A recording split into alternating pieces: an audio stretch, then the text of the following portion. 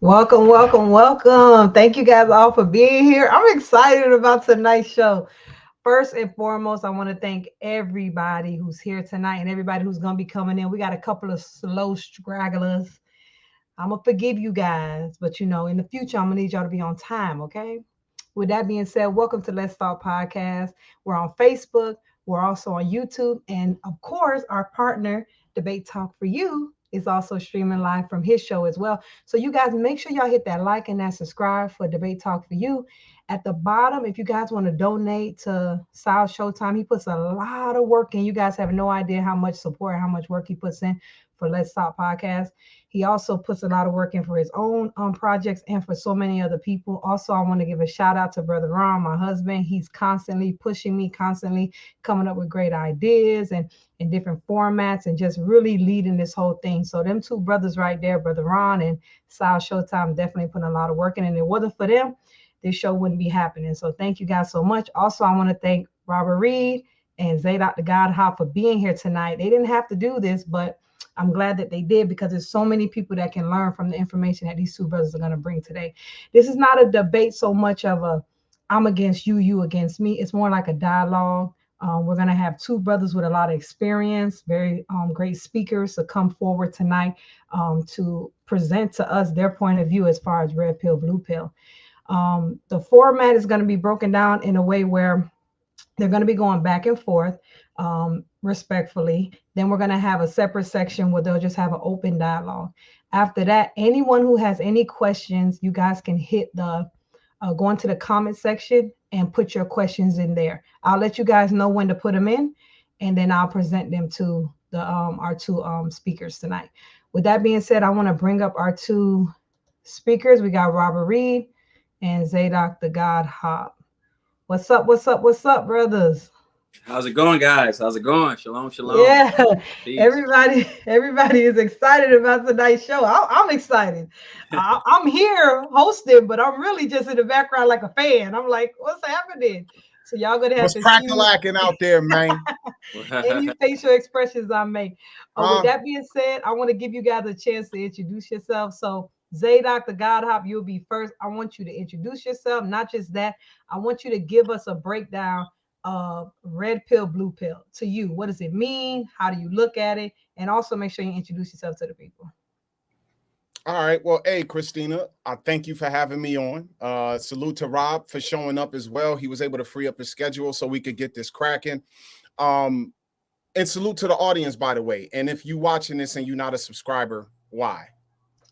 You ain't even got no good excuse. You ain't got no good excuse. But hey, hey, at any rate, though, my name is Zadok. They call me the God Hop MC, but I have an intro, and that is it's your brother Zadok Ben Israel, aka the God Hop MC, hashtag just a vessel, nobody special, aka Young Chimney, because I'm made for the smoke. You heard they also call me Young Hookah for heretics in the build. So look, at the end of the day, y'all, I ain't nothing but a husband, a father, a Bible teacher, a student of the way, the Nazarene way. Some people call it the Christian belief system. And basically, this red pill, blue pill thing is very interesting to me. There's some dynamics of it that kind of remind me of liberal and conservatism. Sometimes we take words and we push them forward. But as far as I understand, like the whole red pill, blue pill thing is an affectionate snatch from the Matrix, right? And in the Matrix, yeah, because y'all see up here, I put the real Neo. In the Matrix, I caught Neo that. was presented from Morpheus with either taking a red pill or a blue pill. And the blue pill was supposed to have Neo stay where he was and what he understood. And then the red pill was supposed to take him down this journey that was going to reveal the deep, understandings of the truth of the quote unquote matrix. But interestingly enough, the ship, when he woke up on the ship was called the Babylon, right? And the whole matrix ideology is really a biblical one. Red pill, blue pill, in my estimation, really represents the tree of life and the tree of knowledge of good and evil in the garden. And man was made and was given a certain set of principles. And one came along and told man, you're limited. God basically has you stuck here. But were you told this? Man, that's not true.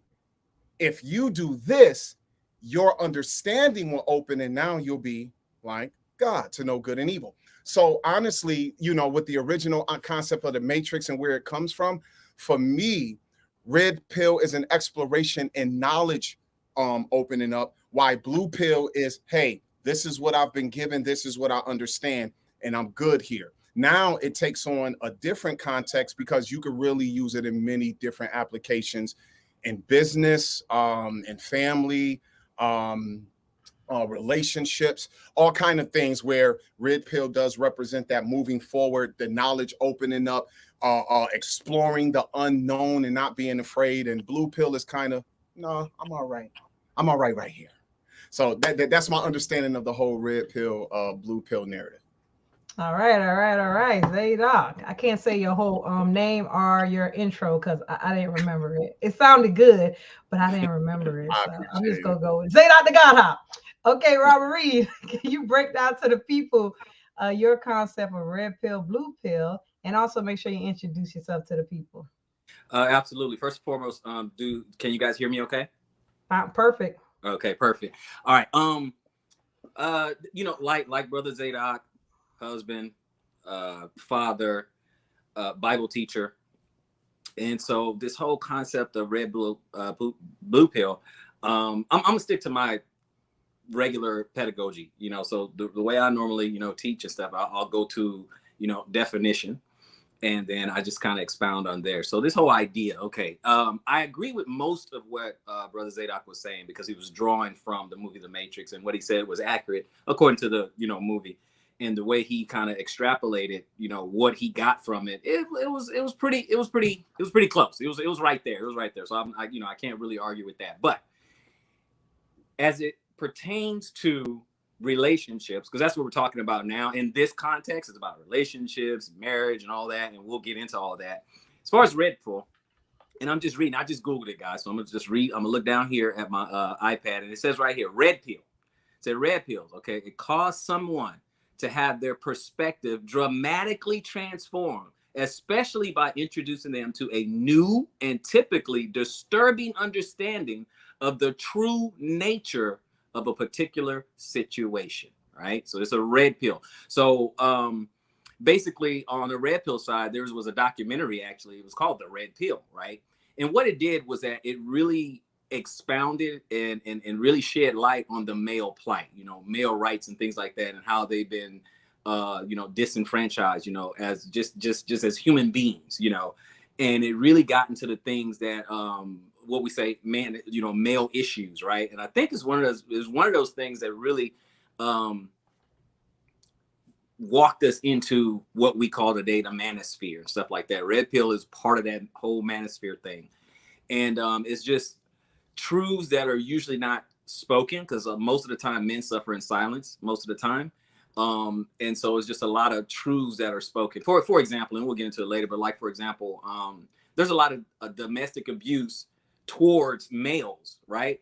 But a lot of it goes unreported because it's embarrassing, right? It's embarrassing, you know, but again, it's only so much that a man can do. So anyway, going into blue pill, I'm gonna read that particular definition as well. It says, the blue pill describes a continuity of the current state of life, i.e. living life without knowing its meaning or running away from the truth in order to stay as is, right? And this is not my definition. I'm just reading it right here on Google, right? And so it goes back kind of like what Brother Zadok was saying, you know, it's kind of status quo. I like how things are. The status quo, you know, is like, I don't want this new information. Put me back to sleep. You know what I'm saying? That kind of thing. The same thing in the movie. It's just like, hey, plug me back in. You know, they just like how they like living in a dream, right? So as it pertains to relationships and, you know, marriage and things like that, a lot of people are blue pilled because it's all they know. It's all they know as far as how relationship dynamics, you know, intersexual dynamics, things like that. They just go with what they know. You know, for example, you may hear me say it a little bit later, but like an example of it is like happy wife, happy life, right? That's a little saying that we have, a little moniker, stuff like that, right? That's blue pill. That's blue pill. That's status quo. That's status quo. We just kind of accept it. Okay, happy wife, happy life. Yeah, that makes sense. Kind of thing. That's not red pill. Red pill's like, hold on, time out. That kind of thing. So that's what we have as far as red pill and blue pill. And I'll just end right there so we can go ahead and get into it. All right. Can you guys hear me good? My internet, I feel like it's acting crazy. No, I hear you fine. Okay, because I keep like freezing. Okay. Oh, you stopped perfectly, Robert. The little thing went off. Yeah. Okay, so this is what I want to do, right? I want to give you guys an opportunity to discuss some of the issues that we talked about last week, because that's why we're here. We're here about what happened last week. So I'm going to give a brief summary of it. Basically, Robert Reed was on here with Reese Roberts, and they were having a discussion about Passport Bros leaving. Mm-hmm. And Robert's position was, in order to save our community, we got to save ourselves first. So if you're not finding what you need here, then you can go somewhere else and get it. That's what it takes. And Zadok came on, and he had a few things to say. Now, I don't want to put in I don't want to say what Zadok said. Since he's here, I want him to be able to express himself. So Zadok, since you're going to go first, what would you like to say about last week's show, and what questions would you have towards Zadok about last week, about the Passport Bros and the whole movement and everything? Well, I didn't really have any questions about Passport Bros. They're a minority of men from our community. Most men would never be Passport Bros. So as I was listening to the reasoning, some of it made sense to me, from what I've heard over the years. I mean, it ain't like Rob created the concept. Rob identifies with the concept in many ways, it seems.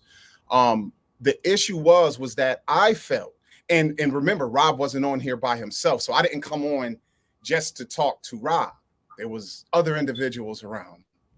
And it was an idea almost like, okay, hey, because Rob said something that was interesting, where Rob was like, hey, even if you want a black woman, you do know that black women in a much larger way, black people, period, came off ships in the Caribbean and South America by much larger numbers than us even here. So even if you wanted to, if you just got to have a black woman as a black man and you can't find what you want here, hey, if you went to South America, maybe Cuba, maybe Dominican Republic, if that was important to you. But if that's not, I got to stay black, then there's other places you can go if you can do that, and you can go and, get you a wife. And that's interesting to me because my uncle, who was in the Air Force in Okinawa, Japan for about 9 years before he even came back to the States, has a wife from Japan.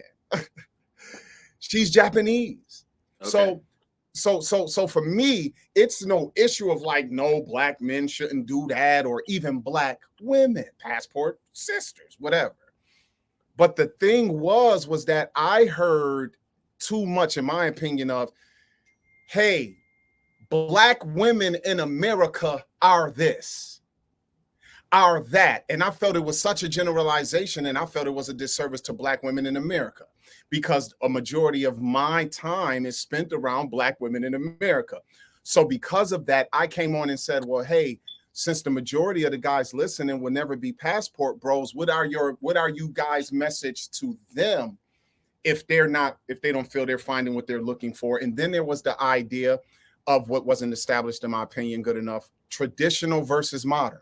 And so those were some things when I was like, you know what, I think we need to have a conversation with men. This is cool, but let's have a conversation with us men about this. So that's where I stood on last week. But overall, as far as brothers who can afford to, go to other countries on business and things like that, and they find a woman that suits them as a man, by all means, bro. I think that's a good thing. I'm glad you cleared that up, because I think a lot of people in the comment section last week might have been a little confused about what you were trying to say. So I'm glad that you came on and you explained your position on the Passport Bro. So that's good. Thank you for that. That's actually what I had said first. I said, hey, I don't think it's anything wrong with having a wife from another place. I was just, talking about the things that I heard. It was like, okay, women from other places might be this, but women here are this and are that and are this. And I felt it was too generalized about women here. So that's really where I was talking. It had nothing to really even do with it. you know. Well, go ahead, Reed. Go ahead, jump on in there, because he had no issue with passports, so we can just put that to the side. Okay, yeah, His we can put that issue, to rest. you heard what his Now, issue is, so y'all two go ahead. okay, well, no problem. Well, my thing, let me just go ahead and respond to one of the things that you had said. You said that what you heard was, you know, generalized. Hey, I'm not gonna say, you know, what you heard or anything like that. I am gonna say from my position, it wasn't generalized because I differentiated between a traditional woman and a modern woman. A traditional woman can come from anywhere. There are traditional women right here in America. There are traditional women abroad. But for the most part, there's mostly, because we are here in America, there's mostly modern women here. Now, does that mean you can't find a traditional woman? Of course, you know, I did, you know. So, you know, it's so the generalizations, you know, I use the numbers and things like that. We speak in generalizations, you know, a lot of things are in generalizations. Otherwise, we can just go back and forth on anecdotal examples, you know, things in our life. Okay, I can tell you all the anecdotal things in my life, or what goes on in my circle, and okay, you can't say that it's wrong. But you can do the same thing. You can say, okay, in my circle, it's this, it's that, you know, and I can't argue with you. I'm like, okay, I don't know that, so I can't say anything. So then there's really no conversation. So that's why I will lean on you know, peer review type things, or I'll lean on stats, data, statistics, because it applies to a broader audience. There's almost, I can't think of many examples that doesn't have an exception. There's always going to be some exception, but we're talking about the larger majority. So I just want to say, on my part, it's not general, as in all or nothing. You know, I do it with the numbers. I'll do it with the numbers. This percentage is this percentage is that kind of thing. That's what I look at. That way it's objective and not just, oh, this is just Robert's opinion. I'm like, okay, I read a stat, you know, but it's the numbers. It's not my opinion. It's a stat. So I just kind of leave it at that. But we take it wherever our lovely host wants to take it. So what do you want us to do? I want to say this. I respect that, but you know, I said I had an issue with even numbers. Remember, I made the point. Remember, I asked about presidential polls. Yeah, and I said, how many of you on the stage or in the audience have ever been reached to ask anything about the Democrat Party, Republican Party, who you want for president, stuff like that? And most people was like, no. So I was like, so when you hear about polls and statistics, they're coming from limited data, and then the data itself, while it might represent a true number, like I think one that you gave, that's an inarguable situation. They say over 50 to 60% of American marriages end in divorce, and out of those divorces, about 80% or so of those divorces are actually filed by the female. Correct. Great. But that doesn't give us the minutia on how much of that is justified, where the woman should not be in that marriage, versus, hey, a woman has abandoned a man. She just, you know, whatever. She just crazy. She just want things her way. It ain't going her way, and she out. The minutia, the 80% represents what? Does it represent that all of those women weren't justified or not? So that's what I'm saying. Like when stats are quoted, I like to go deeper into the stat, because the stat itself, like you said, it's a picture. But now if you look at the picture and you look at details in the picture, you can see stuff in the back and things like that. So I don't have an issue with stats overall, but I know that stats themselves are still a snapshot of something that still doesn't tell us the full story. That's true. That's true. I think for the most part, remember, before we had no fault divorce was way down, right? Because you had to prove, at the time, you had to prove why you wanted a divorce. You had to substantiate, I wanted a divorce for this reason. So divorces were way down.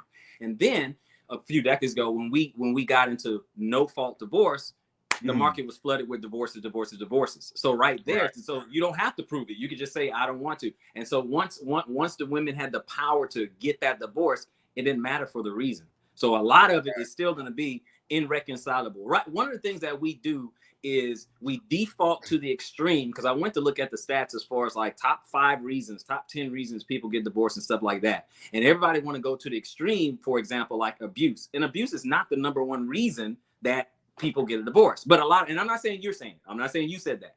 But what I'm saying, a lot of times people will say, oh, well, maybe she got a divorce because he was abusive. Okay, that's a small percentage. Abuse is not good, but I'm saying that's a small percentage of why people get divorced, is what I'm saying. So I'm like, why every time to justify or to make a point, it's some extreme, oh, he was abusive type of thing. And then when we look at the stats, a lot of times, and this is on the blue pill side, when you tell someone that stat, like let's say someone who never heard this stat. Now, some people, they try to justify it, but let's just say somebody who never really heard that stat, and you say, okay, over 50% and knocking on the door, 60% of divorces of marriages end in divorce. 80% is filed by a woman, is initiated by a female. 90% if she has a degree, whether she has a bachelor's, a master's, a PhD. 90% of the time she is filing for divorce, right? And the first thing they do, they default. They go, oh, well, what did he do? No, what do you mean? What did he do? Why does it automatically have to be him? Because if the roles were reversed, if 80 to 90% of men were the one initiating the divorce, then the argument was, well, see, they're just deadbeat. They just can't commit. They just can't, they just don't want to take care of their family. That's what we would get. But since it's the other way, we still have to reverse it and figure out a way why it's a man's fault. Somehow he did something. Somehow, and I know, we both teach about, and I know, women did not get divorced at this rate. Divorce is crazy now. Divorces are down a little bit, but marriages are down too. Men are not getting married. And I'm sure we'll get into that as well. But go ahead, brother. One thing that's interesting, Greek society is a little bit different from a lot of traditional societies our people come from in Africa and the Levant and in Mesopotamia and things of that nature. And I'm just talking about like where we come from as a people. And when you study cultures of antiquity, see, I'm the guy that when I look at the roof of a house, like when we buy houses, right? Like with my construction company I own, when we buy homes or when we're inspecting a home, we check the foundation and the roof. There is no roof without a foundation. And for those who are going to come into society and speak, we can't just, now, if there's no issue with the foundation, then it is what it is. Now that roof needs some bad repair. But a lot of times when you go in people's homes and they got cracks in their walls, the foundation of the home has moved a little bit because a house done sat in one place for 50 years, 60 years, 100 years. So the foundation needs to be resettled, and then you won't have that issue. And so there's something that's interesting here. And it's this. Women, there's almost once a certain law got passed, there was a floodgate that seemed to open. Okay. And now you got all of these women filing for divorce. And when you think of why, of course, some of it is going to be on males and some of it is going to be on females. But because of irreconcilable differences, there is no stat. Irreconcilable differences doesn't allow a stat. So what happens is people go and talk to couples, people who may have been in marriages and got divorced. And when they talk to males who got divorced under that category, and when they talk to females who get divorced under that category, they hear from them. And there's a commonality they find that gives them, like you said, you'll go research and it's the top 5 reasons, the top 10 reasons. And while some reasons are stated as fact because we know these things happen among people, half the reasons be like maybes, possiblies, meaning it's a possibility this can happen in a marriage, and that would be a reason for a divorce if you don't have it clearly stated in a what's the name? Nah, homie, ain't no not using historical events. Can we stick to now? Nah, not with me. Not with me. I'm telling you, no, I don't rock like that, homie, because I'm telling you, if we don't get to do that when we want. You don't get to point to violence in our community and then point to how children grew up. We don't care how they grew up. They out here wilding now, and it don't matter if they were neglected and raised correctly, if they're educated, if they were molested as kids. It don't matter if women are out here in current promiscuity because of molestation, or like Dr. Umar Johnson talk about a lot of black males who he has counseled have admitted of being molested as young men, and many of them, some of them become bisexuals or even full homosexuals when they get older because of something that happened to them when they were children. So there is no let's not stick to historical. Nah, not me. And I'm not speaking for Rob, but when my lip open, I'm gonna say what I got to say. So, hey Rob, check this out, bro. Mm-hmm. When you look at the lack of property rights and the lack of the right to vote, Mm-hmm. you have to, that's part of the foundation on things that historically, or let's say traditionally, Mm-hmm. have not, and we didn't do this, but I understand this to be fact. When you have a society where women were not the ones who could legally come to a court and file for a divorce. I'm talking about it was not, women didn't have the legal right to come do it. Women did not have the legal right to own land. Women didn't have the legal right to vote. Only a free man, land-owning male, can vote. I don't think it's a surprise. And Black women follow a trend that started with their heavily outnumbered white counterparts. There are more white women in America than there are Black people here. All right. So once again, there's a lot of things that are societal. And within our community, no matter your ethnicity, once you become a very Americanized person, now you're going to see the end results of things that are a byproduct of something that was done. It's no coincidence that Black women and white poor women started to become much larger in their frames once in 1965, the Birth Control Act got passed. And now that women can, by federal law, go to their doctors and get birth control pills, all of a sudden people like, well, why are these girls getting so big and they maturing so much? Because of steroids. I'll never forget when my mama told me, I never knew. I was like, Mom, why are my sisters getting so big? You know what my mother told me? She said, baby, they've been on birth control since they was 14. I had no clue. My mom ain't come home and tell me that. So what I'm saying is that the now is a result of yesterday. Today is shorter than everything before it. That's all I got to say for now. Go ahead, good brother. Okay. Before you go, Robert, before you respond, because I want to make sure I'm understanding this just for me, because I told you I'm watching too. Okay. Are you saying that the conditions that have come from, I guess, over time, the birth control, being able to file for divorce, are you saying that this is why that's happening? Wait, I'm sorry. What was the question? You were talking to me, right? Yeah. Are you Oh, saying because I that? went off mic. I kind of. No, because I want to make sure I understand before I let Mhm. Robert answer. Are you saying that the right to be able to vote, and back then they couldn't own land, they couldn't do all these things, but now they can? And then also with the birth control, it wasn't so accessible back then, but now it is. Are you saying that this is why we're seeing the state of an increase of women filing for divorce, an increase of women getting, deleting their children, an increase of all these negative things in our Black community? Are you saying that that's just a result of them having access, or just them being able to do it? Yeah. So Well, they and had access.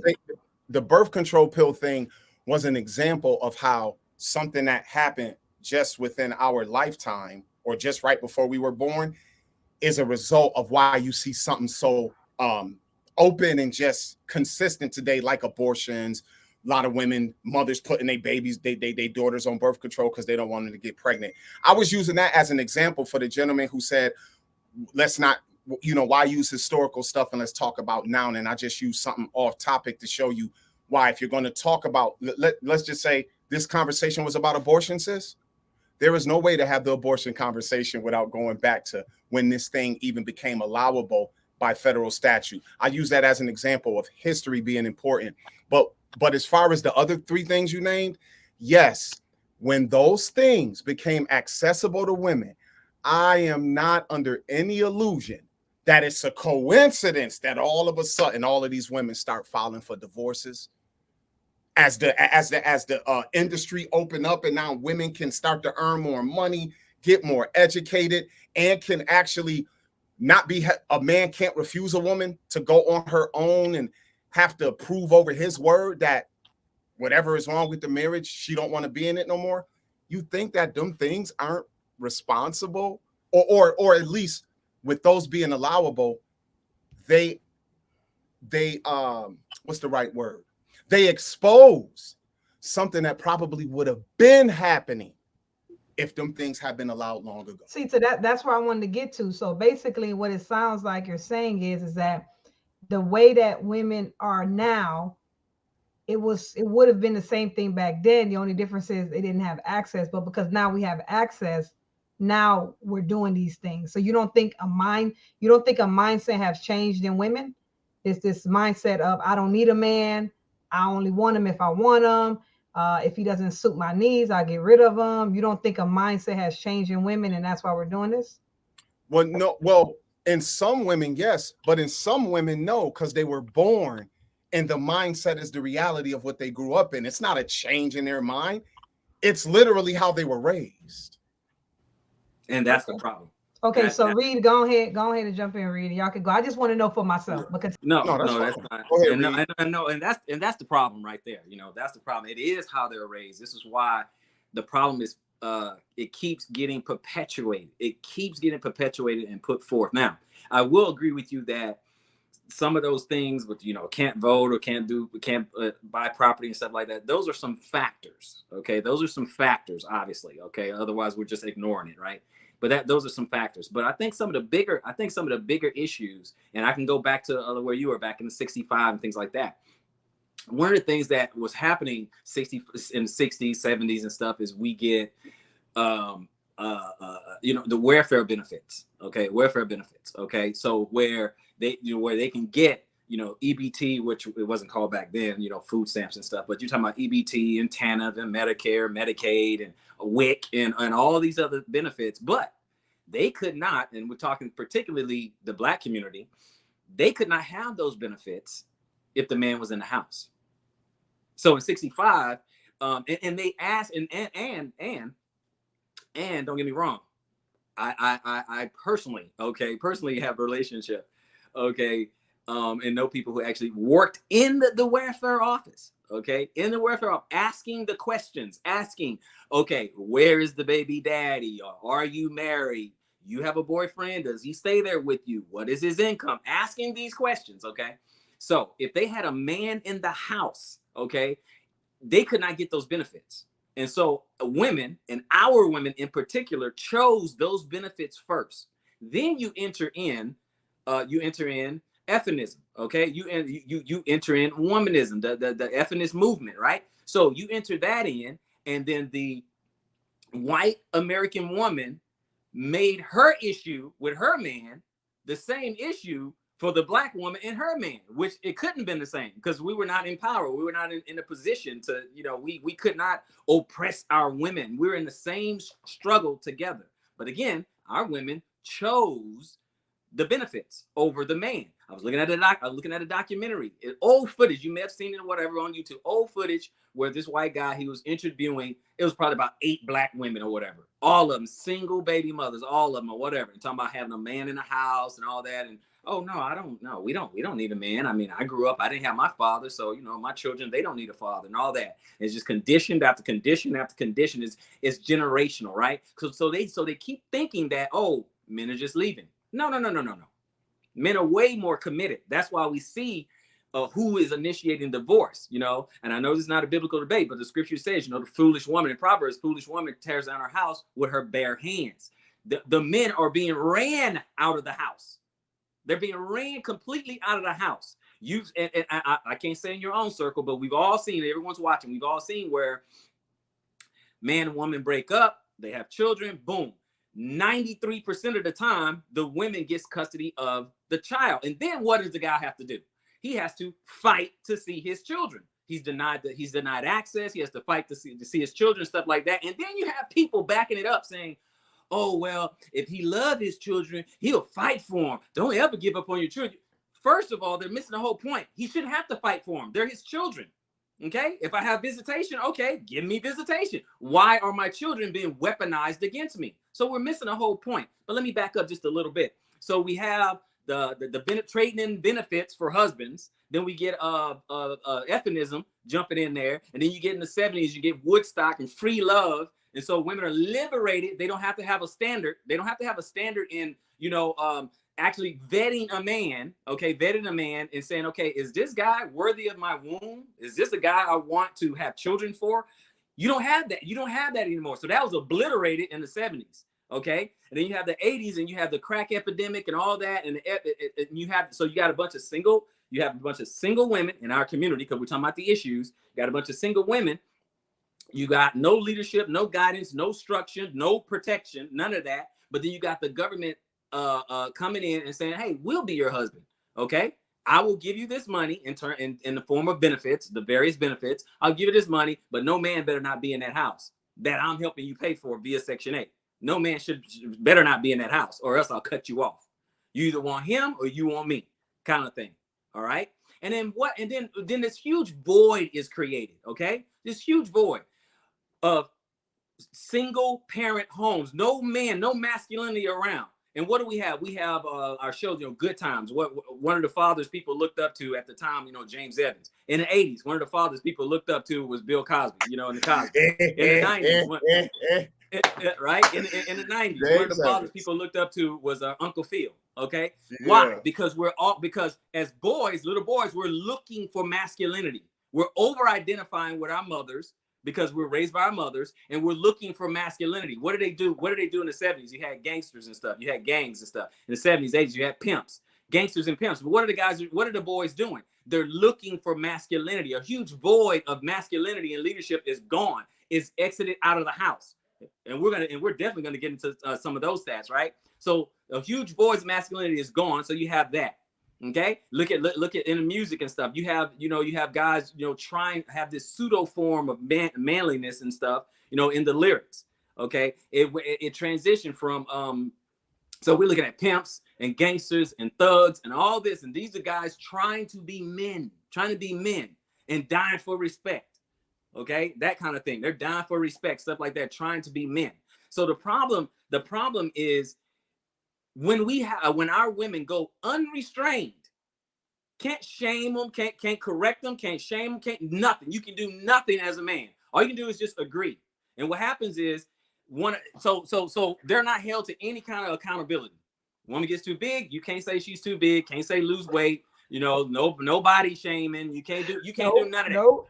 Forget that. Don't touch her weight, don't do none of that, right? You better not. You better not. And then if you're a single mother, you can, hey, what's wrong with that? Those are the strongest women you can get. What are you talking about? A single woman, they're the backbone of our community. You can't say nothing about that either. You can't do nothing.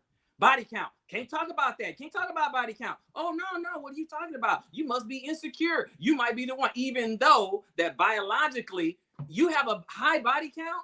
You can't even pair bond. You got all this. You have all this microchimerism. You have all this the DNA of another man and stuff like that, and you cannot even bond with this guy. You can't even properly love a man. Okay, so we have all these different problems that we can't even address it. We're talking about the issues. Talking about they want to point it towards the men, but guess what, guys? Masculinity is under attack. As men, we had to wear the L for the past 60 years. We're deadbeats, not according to the stats.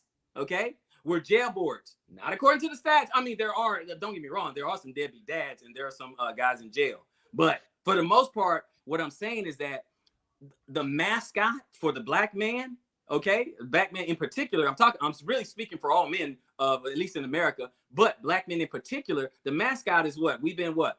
Pookie, Ray, we've been jailbirds. You look at the news, we really don't look at news like that anymore. But back when we used to just watch television programming, the black man, he's in handcuffs. He's no good. He's a drug addict. Look at the movies. Look at the TV shows. He's a drug addict. You got drug addict. He's a gangster. He's a thug. He's this and that. Our image and our character have been assassinated since forever.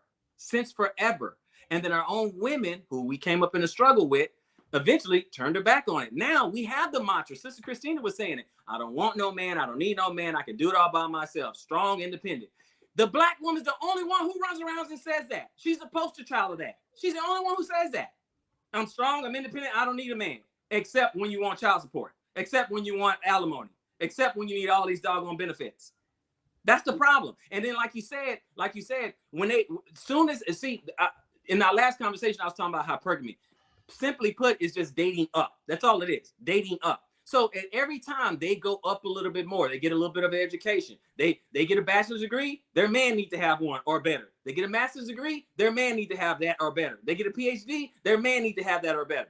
They make $50,000, their man needs to make 30% more. They make $80,000, their man needs to make that or 30% more on average, 30% more. They're up. So a lot of reason, if you want to get into it, the reason why these divorces went through the roof is because they think they can do better. They think they're better than their man. In some cases, let me say this. In some cases, I won't say they're better than their man, but in some cases, yeah, there's some men who drop the ball. They don't, they might be lazy. They might be, they might be lazy. They might be abusive. They might be all these other little things. But I don't think that is I don't think that's the biggest one. I don't think that's the biggest one whatsoever. My thing is this. Today, and I'll land the plane. Today, we can't hold our women accountable. Half the time, they don't even think they belong to us. They are independent. In other cultures, in contrast, in other cultures, they can hold their women accountable. You can go to the Middle East and those men hold their women accountable. You can go to Africa and their men hold their women. Not us. We can't do that. We can't hold them accountable. So I ask you this. If, for example, you're married, a relationship or whatever, and you say to your woman, hey, don't go outside that late or don't go out wearing that or whatever. I'm here to protect you, guide you, stuff like that. Don't do that. She says, you can't, I'm a grown woman. You can't tell me what to do. Okay. You can be in a fight. And it's the same thing. I'm giving a couple examples, but the question is the same. You get in a really bad fight or whatever, right?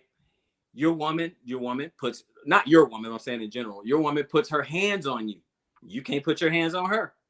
She emasculates you, attacks your manhood. You're this, you're that. You're poor, you're broke, you're bummy and all that. You can't, what can you do? So how can you lead a community? My question is this. How can you lead a community if you can't hold someone accountable? All they want today is we have responsibility and no authority. So how do you do that?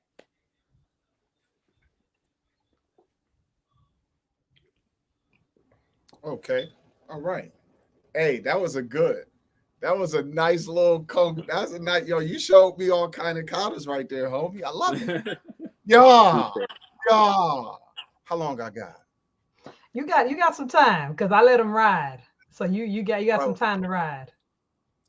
To your question, bro, you won't be able to lead a community if that is happening. And whoever because I'm seeing the chat, I've been able to look at the chat while you was talking. Okay. Whoever Enigma Neek TV is, bro, you just gonna have to get this work, homie. Rob know who he talking to. Let me let y'all know something about me and brother Robert Reed. Robert Reed done hosted debates where I done whooped on somebody and Rob was the host. Me and Rob go back 2012, 2013. Me and Rob are overly familiar with one another, and he know I have good kung fu. And I've seen Rob in action. Rob has great kung fu. So understand, me and him not enemies. So we're going to stay on topic. But the topic is broad.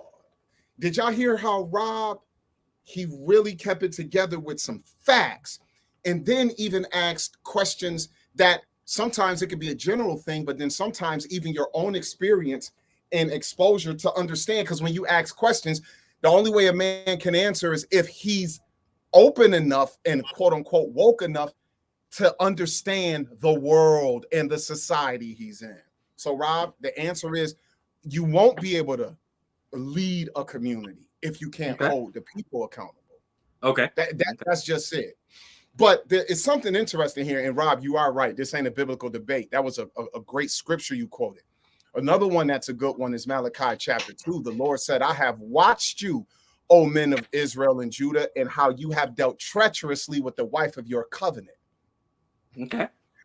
So it's equal opportunity, right? where you see women in society who do great wickedness, and then you have men in society who do great wickedness. Because, for instance, in my own situation, that thing you said about welfare, do you know, bro, I didn't even know what food stamps were until I was 14 years old. No, I didn't know that. No, I'm sorry. I'm embellishing. My family never had it. The reason I had it is because when my mom and dad got divorced, after my mom found out that my dad, and God rest his soul, beautiful man who I love to life, my mother found out when my sisters were 8 and 9 that my father had another son and daughter who were 5 and 3. And I'll never forget the night when I'm about 11 years old and I hear screaming, and I just wake up out my sleep and I come out and I'm looking and I'm like, yo, what's going on out here? And I see my mother. We live in an upstairs apartment at the time. And I see my mother standing in the doorway and she cussing at somebody in the hallway. And I'm like, Mom, what's going on? And she's like, boy, stay back there. But I hear some men voices that I did not recognize, Rob. So my mom is concentrating on whoever in the hallway, bro. I come to the door and I stand by my mom and I look down the stairs, and guess what I saw? I saw 2 white police officers with guns pointed up the stairs at my mama. My mama I didn't even notice because I've seen my mom back. My mom got a rifle pointed down the stairs. And guess who's standing next to the police? My dad. I found out, my mom had just found out that her husband went and carried on an affair so long that he got 2 children, one 5 years old and one 3. That ended the marriage in my home. Okay. And he took great care of us as far as providing. The house we were in, this was his home that he furnished. My mom, when she met him, she put college on the back burner to have his children and to support her husband as a Black woman. Unfortunately, they ended how they ended. But in my family, I saw the trauma, not only that I grew up with, but my 3 sisters grew up with, and how they developed a lack of trust for males because the superhero in their life was the first one to let them down. So my mom is a part of that stat that started to grow after the 70s because they got their divorce. Their divorce was final in 1992. She's a part of that stat. While I also know women who have left a man who could not take care of the family financially. Other than that, he was loyal, as far as I know, but she felt she had to move out and take the kids because her mantra was, I could do bad by myself. And I saw how that affected the family. So what I'm saying is, I don't have an issue with the things you're saying, but the things you're saying are only one side of the spectrum, right? Now, you brought up the situation with welfare.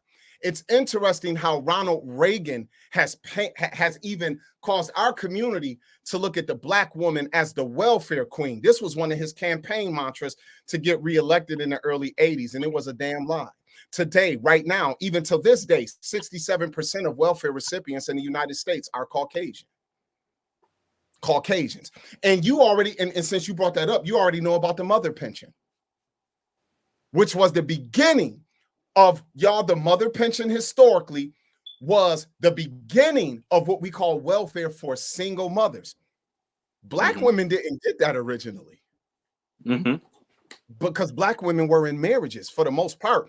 Back in them times, 87% of African Americans grew up in houses, not just with the dad in it with the mom, but the mother and father in a marriage covenant. Yeah, they're 85% married. The Black community was 85% married. So it wasn't just a man in a house. It was a husband in the house and a wife in the house, while 15% who may have had a man and a woman in the home may have just been a man. Do you understand the difference I'm making? It's a difference between a man in the house and a husband in the house. because that means that a man has actually dedicated himself to the female and the children that are his. And in some cases, Black men have historically taken care of children that weren't theirs. Black men have married women that actually already had a child when he met her. But Black women have too. There's many Black women who have fallen in love with a Black man and actually were mothers to his children before they even had children together. But that doesn't carry the same weight. No. It does carry the same weight. It does, because what it shows is the character of many Black women, not just one kind of Black woman, in my opinion. Remember, I'm giving my speech. Okay. So with the mother pension, that was heavily Caucasian centered. What I'm telling you is, when America catch a cold, the Black community get the flu. So something happened in the Black community that now something that wasn't a law passed for Black people specifically, a dynamic changed in society. And when that dynamic changes, now you find all of a sudden more Black single mothers than the time you just said out of your mouth, Rob, when 85% of Black households were married couples at a time. Mm-hmm. But this is the thing, that mother pension law, that welfare law, we had no problem when they was doing it with white women. See, you said no other women do this. No, that's not true. Originally, the law was for white women who took advantage of federal Section 8 housing law and got housing assistance if they were single. And this applied to many immigrant women in New York and Chicago and places like that who were growing up in urban centers, and they were producing children out of wedlock. If the system was going to take care of you after the Great Depression, this is what they put on single white women in order to get that. So that's the true history of the welfare law, as far as how they put what would you say? How they put stipulations on the single woman who the government is going to give you money for you and your children and housing and stuff, and they put prerequisites on a man being in the house or not. Now, poor married couples who hardly had nothing together and didn't have an income together, they still got welfare benefits. But you had to be a supreme kind of poor for a man and a woman in the house together, legally married, to be able to get this. Now, hey, Christina, I want to share something right quick. I want to share my screen. And while you grabbing your screen, I'm just before you share your screen, let Rod respond to that, because I heard him say that doesn't carry much weight. Hold on, I wasn't finished. I listened to Rob for like 10 minutes. Oh, okay, so you want to go? All right, no problem. Okay. All right, Zadok, I'm not going to launch into anything. I was just going to say, when you said go ahead, Rob. No other woman. Well, no, when you said, and I'm only saying this while you getting your screen pulled up. When you said, go ahead, brother. No other woman does this or that or whatever. No, what I was saying specifically was that the mantra of I don't want no man, I don't need no man, I can do it all by myself, that kind of thing. No other women carry that mantra. Some women, some women are out there, oh, I'm independent, I don't need a man. But I'm saying the number one poster child for the strong, independent woman is the Black woman. That was my point for that. But go ahead. Oh, okay. Yeah, and in some cases that is true. That's definitely true. Here we go. So I'm taking you guys to the childsupporthustle.com. And this is an article by a Black woman, Kenya Rahman. And here, if you could look at it, I don't know if you guys can see it. Here we go. Welfare entitlements have been part of American culture since the 1940s. So I didn't write this. These are facts. And just like in nearly every other component of institutionalized governmental America, the powers that be excluded Black America from receiving public benefits. Unfortunately, misinformation constantly circulates to Black families and the welfare system. One of the most common talking points that have resurfaced applies to Black fathers being forced from their homes and children by Black mothers in exchange for welfare benefits in the 1960s. While the man in house rule did exist, the talking point is not entirely accurate. Former President Franklin Roosevelt passed the Social Security Act in 1935, In addition to the Social Security program, the act included unemployment insurance, old age assistance, aid to dependent children, and grants to the states to provide various forms of medical care.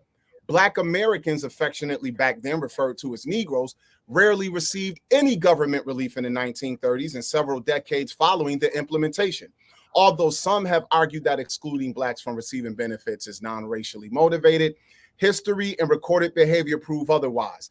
So what I'm going to do right here, I'm going to take this article because I don't have time to read the entire article, but I want you to see where I pulled one of the informations from, and I got another source. So I'm going to stop sharing the screen, and I'm going to put the source in the chat in case any of the brothers and the sisters who are watching may want to check it out. So Christina, I'm putting it in the chat, and can you post it in the comment section, please? Yep, I already got it. I'm doing it now. The reason that I went there and read that is because of this point. Now, notice what I started out with.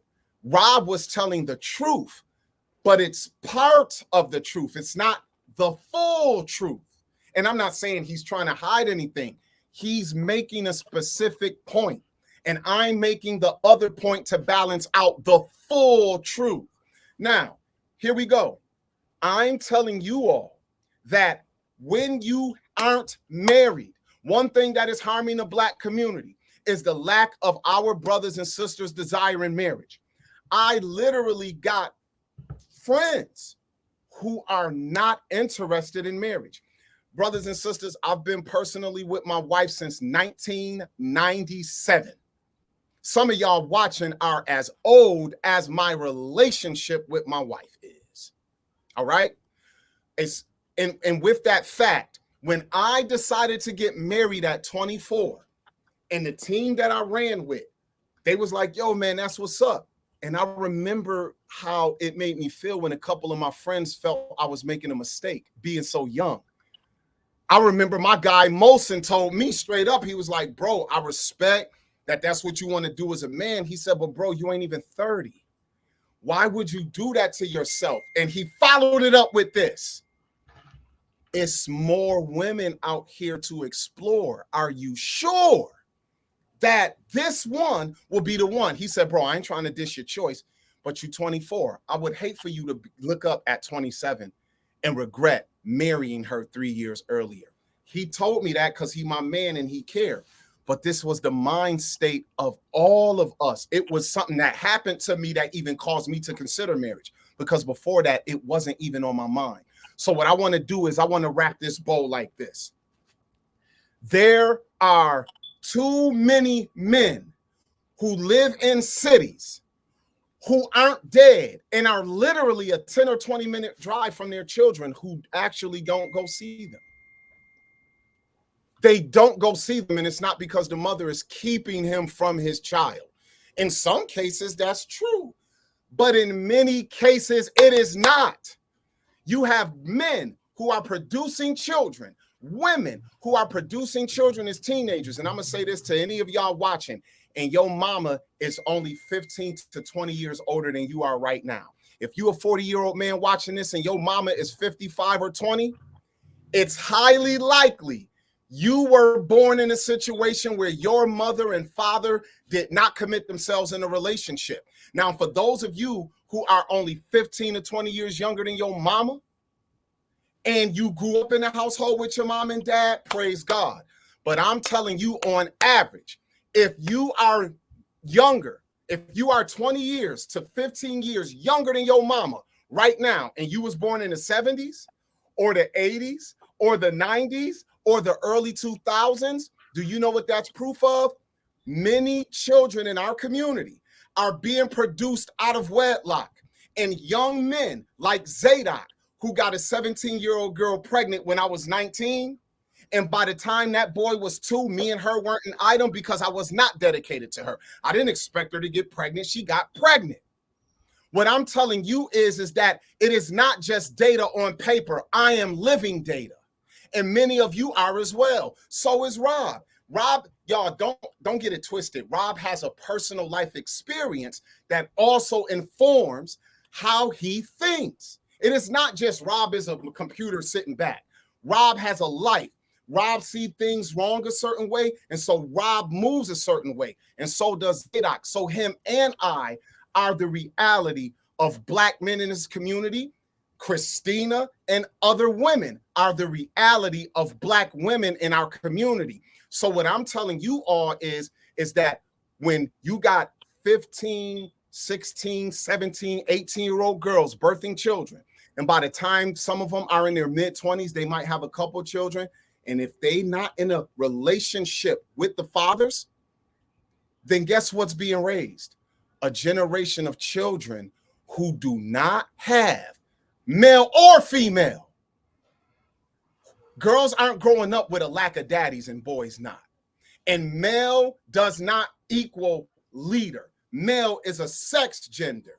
Leadership is a quality. And Zadok is telling you from personal knowledge as well as stats, all men are not able to lead women. We want women, but many brothers do not know how to be loyal to a woman, and many brothers do not know how to take care of a woman. So if women have problems, which are true, Zadok is telling you that behind a lot of foul females are a lot of foul males. Can I jump in now? Yeah, I want you to get in there. I'm gonna let you quickly respond because we're at the hour mark. So we're gonna go on to the next part of the conversation, but I am gonna give you time to respond. So go ahead, Robert. Okay, because that was a lot. That was a lot. So let me go ahead and respond to that. Now, and I have to go back a little bit because of we both kind of go a little bit. Going back to the relationship and the mothers. I understand you were using anecdotal experience, and I understand that. But let's get. I'm gonna tighten it in and just talk about it in relationships and stuff like that. We got to understand that we have condition in America. We have this. We're in a Roman Catholic type of society or whatever, and many of our women are conditioned to believe that, oh, this man cheat, this man that. If all men cheat, there must be somewhere in the nature of man. But anyway, we're gonna go ahead and say, first of all, I'm not gonna say that men can't commit, because you got 80% of the time the woman's the one is ending the relationship. So I can't say a man is committed. Men do commit. That's what it is. It's just right now they're checking out of this whole thing because being married in America is a bad deal. Period. Okay, you are at risk. Okay, if you're a man in America getting married, it's a bad deal. System is set up against you. But we're going to get into that. The difference is with women, they see what we're trying to do is we're trying to make everything even Steven. And that's the problem. We blur the line, we make everything even Steven, and nothing ever gets solved. There's no even Steven. Okay, I got 4 minutes. Okay. So there's no even Steven. The problem is this. Women show their loyalty primarily, show their love in a relationship primarily through loyalty, right? Loyalty, submission, and support, nurturing, things like that. That's how they show their loyalty. That's how they show that they love someone. They're loyal, submit, supportive, stuff like that, right? Men don't show their loyalty the same way. We don't show it like that. We show our loyalty, okay? We show our love. I keep using loyalty. We show our love, okay, to a woman through commitment, through protection, through provision. That's how we show that, hey, I love you. If we're thinking I love this woman, we're commit to her, we're going to provide for her, and we're going to protect her. That's how we show it, okay? Women, they're going to be loyal to you, okay? Not men. Men, you already know, men are built different. We compartmentalize. Now, again, before anyone thinks that I'm saying that it's okay to just go sleep with all these different women, no, I'm not. Being of the Hebrew community and whatever, some are okay with polygyny, some are not. But it's the same thing Kevin Samuel was talking about with high value men being able to exercise their options, right? In the Hebrew community, your options is polygyny. But we already know, like Isaac, you can be with one woman and you can be loyal to one woman. That's it. But I'm not going to sit here and just let that pass customs that, oh, men can't be loyal. Of course, men can be loyal. Men can be committed.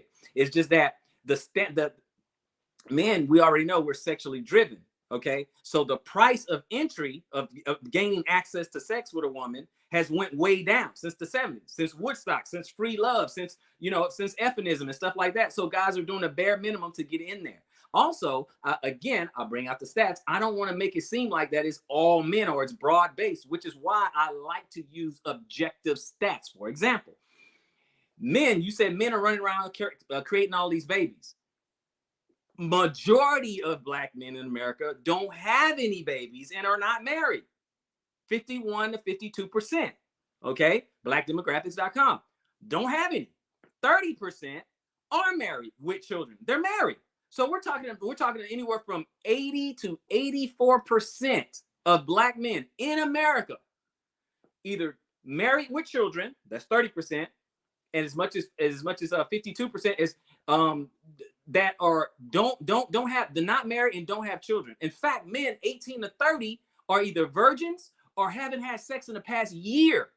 So we're talking about the 16%, 16 to 18% of men, particularly Black men, of men that are making 80% of the babies. So I'm not going to be lumped into that category like that. So we can't be lumped into that category. Like all men can't be lumped into that category. That's why men are checking out. That's why you have this red pill, new information. Why? The reason why this stunned people so much is because of the narrative. The narrative is we're deadbeats. We don't do anything. We got 15 baby mamas and all this other stuff. No. That's 16% who we have been we affectionately call, Pookie, Ray Ray, Day Day, Man. Those are the ones who are doing all that, not us. Those are the ones who are making all these babies and being irresponsible and stuff like that. Period. Also, the scriptures, 29. Okay, and the scripture said that a wicked woman is laid up as a portion to a wicked man. I don't think that I'm wicked. Okay, so I don't need a wicked woman in there. So you have that. Okay, and then as far as the marriage, my last point to land the plane, the lack of desiring marriage. Okay, women are simply coping. I think they do want to be married. They want commitment. They want someone to take care of them. They want someone to protect them. They want someone to provide for them. And men are just realizing that marriage in America here is a terrible, terrible deal. It's a raw deal. All right. So what we're going to do now is we're going to go to our next portion. So the second part of the show, we are going to talk about solutions. But before we talk about solutions, we're going to spend 20 minutes. Zadok and Robert Reed, you guys are going to ask each other direct questions about what you're opposing, about what the person is saying. So this is not the agreeable section. This is the disagreeable section. So if anything you've heard this brother say on previous conversations, or even in this conversation where you want to ask him a direct question, then I will give the brothers a few minutes to answer. If you hear a bell while you're speaking, that means you got 60 seconds to wrap it up, okay? But I'm going to try to be as comfortable with this as possible so you guys can get out what you want to say. And we'll let Zadok go first. Okay. Hey, Rob, that stat that you gave out about 30% of brothers, of Black men being married. Are those men that have children? Black brothers with children who are married? They may have children, yes. In the marriage, yes. Okay. Now, do you have a stat that tells us out of those 30%, whatever that number represents, really? Because that sounds like a few million homies, right? Mm-hmm. How many of them brothers actually have children with other women before their marriage? I don't know that number. Okay, that's fair. Now, the reason that I ask is because I'm married. Okay. But I have a son from a former relationship before I met my wife. And I got about 11 homies who are and my stats matter because no matter what stats you read, they're not dealing with the entire population pool of our people. So there is no stat I've ever found that deals with the entire population pool of our people, right? Okay, I just have one question for clarity. I know you're asking me a question, but I have this is. Hold on, you guys. Hold on. We got to control this. Remember, he asks a question, you answer the question. Zadok. Oh no, I'm saying, but he's about that. So he's ready because I don't know if you're done with your point yet, Zadok. And then you're gonna be ready to ask no. Well, okay. Because he's about to ask you something, but before he asks you something, I want to make sure you got your point out, your question out. Yeah, that's what I'm saying. So Rob, you know what we'll do, sis, so that you can understand that. Okay, Zadok is finished. Hey, Rob, it'll be good for us to kind of be like clubhouses, I guess, where hey, okay, bro, I'm ending my point or my answer. I asked you a question and you answered. I might say, okay, I got a follow-up point that I want to make to what you said to my question, and then okay, I'm done. That way it's clear to you, Christina, that I'm finished. And the audience too. I want to make sure everybody's And the getting audience too. everything Is because I don't that want to cool, miss Rob? nothing. Just for her sake. Okay. All right. Go ahead. Okay. So in finishing, making a point, that's fair that you said I don't know. What I'm saying is that's why stats are only a glimpse into, hey, we see this 30% of Black men in the marriage. Praise God. But now there's a minutia needed that is important, because those married men might have children who grow up in homes separate from the house that they live in as a married man. Like myself and like many young brothers and sisters who I know, but there is no true data to give that to you. So what I'm saying is, while you don't have that answer, and neither do I, Rob, I know that what I see with my eye is not just a small, minute thing, but if 30% of our kind are married men like myself and yourself, Rob, because you said earlier you're married too, right, Rob? Correct. Then I'm someone who is married, and ever since my child was 4, not that I haven't been in his life, Rob, but he has simply lived in another home besides the one that I got married, that my marriage covenant is in. He visited that, he stayed in that. So that's a reality, I'm going to say, for probably some decent percentage of our brothers who are married, and that's a good thing, and got dedicated Black women, or hopefully Black women, a lot of them. But there are some of those, it would be interesting if they had that data, because that is a reality that I've seen over the last 40 years, just from my limited exposure, with my eyeballs. But I'm done, Rob. It's on you, bro. Okay, well, let me address one thing that you said. When you said, hey, I have a child from a previous relationship, a previous situation, then one, I'm not to assume that you're not taking care of that child. So it's still not a negative. Yeah, that's not a negative. It's not a negative stat. Also, with what you were saying, it doesn't change the stat, because what you said, if I say 51% don't have children and are not married, what you just said doesn't change that 51%. If I say 30% are married, okay, and then you ask, hey, well, does that include that they have children? I'm like, yeah, they're in a family, they could have children. It doesn't change the fact that right now you're married. Doesn't change it. So it doesn't hurt the 51%, it doesn't hurt the 30%, right? So only the 16% are the ones out there, making a majority of the children. So you can fall in the 16% if you want. That's fine, because you're, one man and you have children from different women. That's fine. But it doesn't skew the number whatsoever. It doesn't change it at all. You're either married and you have children, or you're not, or you're either part of the 30%, you're part of the 16%, or you're part of the 51%, or you're part of the one where, like it says, it says 30% of men between 18 and 30 are virgins or haven't had sex in a year. Okay, you're in there. It's one of those things. So it doesn't really change anything. But let me ask you this. Let me ask you something, because we're supposed to ask each other some questions. Okay, so let me ask you this. Because before it was kind of a hypothetical, but now, a rhetorical question, but now it's a real question. What is the benefit of a man today in this country of America? What is the benefit of him getting married in light of all these stats? And if you want to throw the stats out, I'm not going to. Just look at the court system. Look at that, meaning your wife can end it, no fault divorce. She can end it at any time she wants to. And I'm not talking about your wife specifically. I don't know her. But she can end, a man's wife can end the marriage anytime she wants to, for any reason she wants to. Happens every single day. She can take, depending on your state, she can get alimony. No problem. She's probably going to win. She can get custody of your children. 93% of the time, they get custody of the children. She can get child support. Okay? So you tell me, I'm on the red pill side. So I'm like, right. And I'll tell you my position. My position is there's no advantage. You're talking about two married guys. There's no advantage for a man to be married in America. So that's my position. But I'm asking you, what is the advantage? Why? From a blue pill perspective, why should a man get married today in America? Well, a salute to my tens of millions of homies in America who are married and are getting married. Praise God.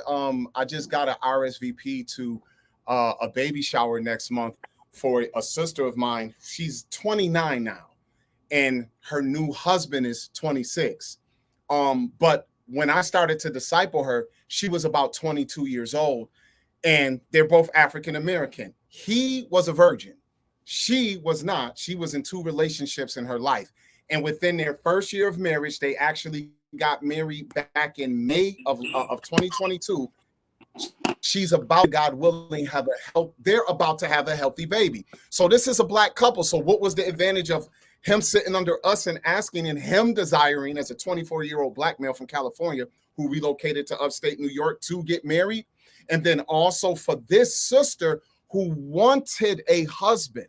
She wants to be a man's wife, and she literally sat hoping and waiting to get a husband.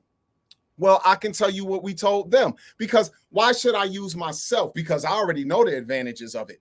The advantages of it is for the children that you produce to actually grow up and actually live in a home where young women not by wish, but by literal example, know what it looks like for a man to love a woman. That's really one of the main advantages, that when you produce children, the young men are taught by the standard how to deal with their women if they grow up and they become upstanding men. Because this is the thing. Remember, your children aren't guaranteed to follow in your footsteps, but they would be without excuse to say, I've never seen what it was for a man to be loyal to a woman. I never seen what it was for a man to work hard. And for young women, if they grew up and took another route, it would be difficult for them to say they didn't have in the home the example of a dedicated woman, a woman who loved a man, a woman who respected a man, but a woman who was also respected. I'll tell you something that never would happen and was a rule in my house, bro, that my wife and I actually have had a few very, heated arguments. And, you're a husband. I'm pretty sure you and wifey didn't have some disagreements. My wife will never be dealt with a certain way in front of my sons. You know why? Because when I'm not around and these guys get physically bigger than their mama, they never had an example of a woman being smacked around. They never heard their mama called out of her name in all of their life. I call my son down here right now. He's 29 years old. He'll tell you he never heard his mama cuss that. She ain't never been a B word. She ain't never been a slut. She ain't never been none of those when I've gotten angry. They've known we've been angry, but it's about the example. Also, the financial benefit for a man to not live his life by himself. Actually, bro, do we need to bring out the marriage stats that actually talk about married men live so much longer than men outside of marriages? And it's not an ethnic group thing. It's literally stats that point that out. Right, Rob? Yeah, Rob? there is.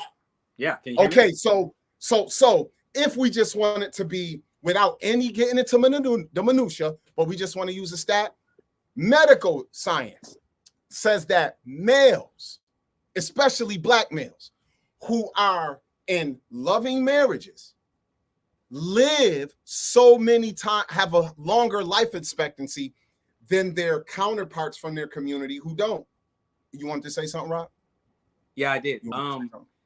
Couple things. One, I agree with you. Married men live longer, but the question is, what is the advantage for a man to get a single man, not a person who's having children out of wedlock? I'm not talking about that. I'm talking about but that's what I'm answering. No. The single man is going to get married, so I'm telling you the benefits of him getting married. Okay, no. Hold on, Zadok. Let him re-ask the question. Yeah, I'm just going to re-ask the question. Yeah, re-ask the question, and then Zadok, you answer. Yeah. Let me just re-ask the question. I simply just asked Rob. I said, what I'm saying you're asking me the question? He's going to re-ask it. He's going to re-ask it again. Go ahead. Yeah. So what I'm saying is, I'm talking about a single man, a single woman, no children on either side, okay? And he is getting married in America, okay? In America, American state marriage license and all that, right? I'm not saying why should a man get married, period. Because, yeah, I do believe men should get married and start families and stuff. I'm not talking about period. I'm talking about in America with the American marriage contract, okay? Why should he take that risk is what I'm saying. With the family court system and everything stacked against him, and the divorce statistics, the marriage and divorce statistics, and child support and alimony and all that gleaming, learning that. In other words, I'll make it shorter like this.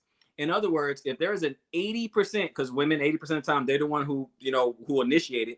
If there's an 80% chance of the woman that he marries will be the one who initiates a divorce, why should a man in America get married with a state marriage license? I'm not talking about out of wedlock children or nothing like that. Well, I just gave you the example that we just presided over the marriage of a black male who married a black woman. I started out with that, I thought. So just for the audience again, I literally, God willing, I'm going to the baby shower in about 3 weeks of a couple who just got married. And I am speaking from the position of being a leader. I actually help men accomplish what they want to accomplish. They come to me. And the brothers that I'm with, this is what we do. So Rob, all I can tell you is what I do, because I literally preside over marriage ceremonies. God willing, as a matter of fact, I'm slated to preside over a marriage ceremony this June. So I'm just giving you examples of, if you're going to ask someone who literally sit and counsel people who come to me and say, hey, bro, would you preside over my marriage? I'll also tell you this. My she just turned this year, 27-year-old niece who got married 5 years ago when she was 22 to her 21-year-old husband. When they came to me, Rob, what did I tell them? What's the advantage of him under everything you said? Because they're not getting married nowhere else. They got married in the state of New York too. As they have decided for themselves that this is what they want. Then the advantages is, if this man is a man of loyalty and this woman is a woman of loyalty, then there are benefits to the marriage for this man. He is actually going to have a partner in life who loves him, someone who will even speak to him for his own benefit when he don't want to hear it. Because if any man has a wife that's worth her medal, it's so women aren't just submissive, and this women got your best interest at heart if you got a real one. So Zadok, who got married in America, is I'm telling you basically that those who I have counseled, brother, it is an advantage for this man, one, to have a partner who actually will help him raise his children that they birth together. My niece, praise God, she literally has all 3 of her children are by her husband, all 3 of them. And they're raising this family together, brother, and they're not even 30 years old. See, this is the thing. With any stat, it only comes into play when you enact something that destroys what you have. So you have to assume, hey, brother, don't get married because it's a strong possibility this woman gonna leave you. Then, damn it, if that's the case, then hey, sister, don't get married because it's a possibility that this man could actually go out here and have a child outside of wedlock. So you understand that the advantages are really based in the commitment between the young man who wants to get married in America and the woman he's going to marry. I mean, okay, let me jump. Can I jump in now? You can respond, but Zadok, remember, this is the question and answer. So he answers your question. I'll let you respond to his answer for like a minute, but then Zadok, I need you to ask Reed a question. Yeah, but, no problem. I'll give you 60 seconds to respond to what he said. Yeah. What, for me to respond? Okay, yeah, you can respond, and then he's going to ask you a question. Okay, got it. Okay, my response to that is some of his examples. We're talking about the issues in the Black community. Everything that he said is one. It didn't really answer the question, because we're talking about what's going on in the Black community right now. Is what I'm saying. What I'm saying is he's going to anecdotal evidence, right? So he's talking about those who have faith. You're talking about here's the thing. You're talking about a righteous good dude and a righteous good woman, correct? That's what you're talking about. Okay. So you're talking about 2 good people, but that's not what's going on in the community. This is where our disagreement is. We're not talking about a righteous dude and a righteous woman or whatever. We're talking about a traditional man, and we're talking about a woman who may be modern. Otherwise, you and I have no discussion. If we're talking about if you're not talking about 2 traditional people, we have no discussion. 2 traditional people, it can work. Okay. So what I'm saying is that if he gets yoked up with the average woman, okay, and get married and stuff like that, I mean, what's going to happen to them? Now, I don't want you, it's rhetorical. I don't want you to answer it because I want you to be able to ask me a question and we can move on. But that's what I'm talking about. I'm not talking about two good people getting together and the benefits of two great, good people getting together and stuff like that, because what's happening is the divorce rate is bad in the faith community. It's the same in the secular community. You asked me a question. Go ahead. Well, hey, I'm going to ask the question, but you didn't put all of that on the table. You didn't say good people versus bad people, whatever your opinion is. And you assumed that everyone I was talking about were people of faith. The couple who having the baby shower, yes. But my niece, no, they're not church folk. They're not none of that. They just came to me because I'm married and I'm her uncle. And she said, Unc, I want to get married and I respect marriage. I always wanted to see, because she didn't grow up in one. So it don't mean, so what makes somebody good or bad? She's modern. She go out to nightclubs. She works. She earn more money than her husband. Then he's at risk. They're married. They're married. He's at risk. He's at risk. So is she, bro. So is she. Oh, that's what I'm saying. But the question was, why should a man? The question was, why should a man? And I told you why. That's for any man. It depends on who the man is. You think just because a man don't go to church, he can't love a woman, right?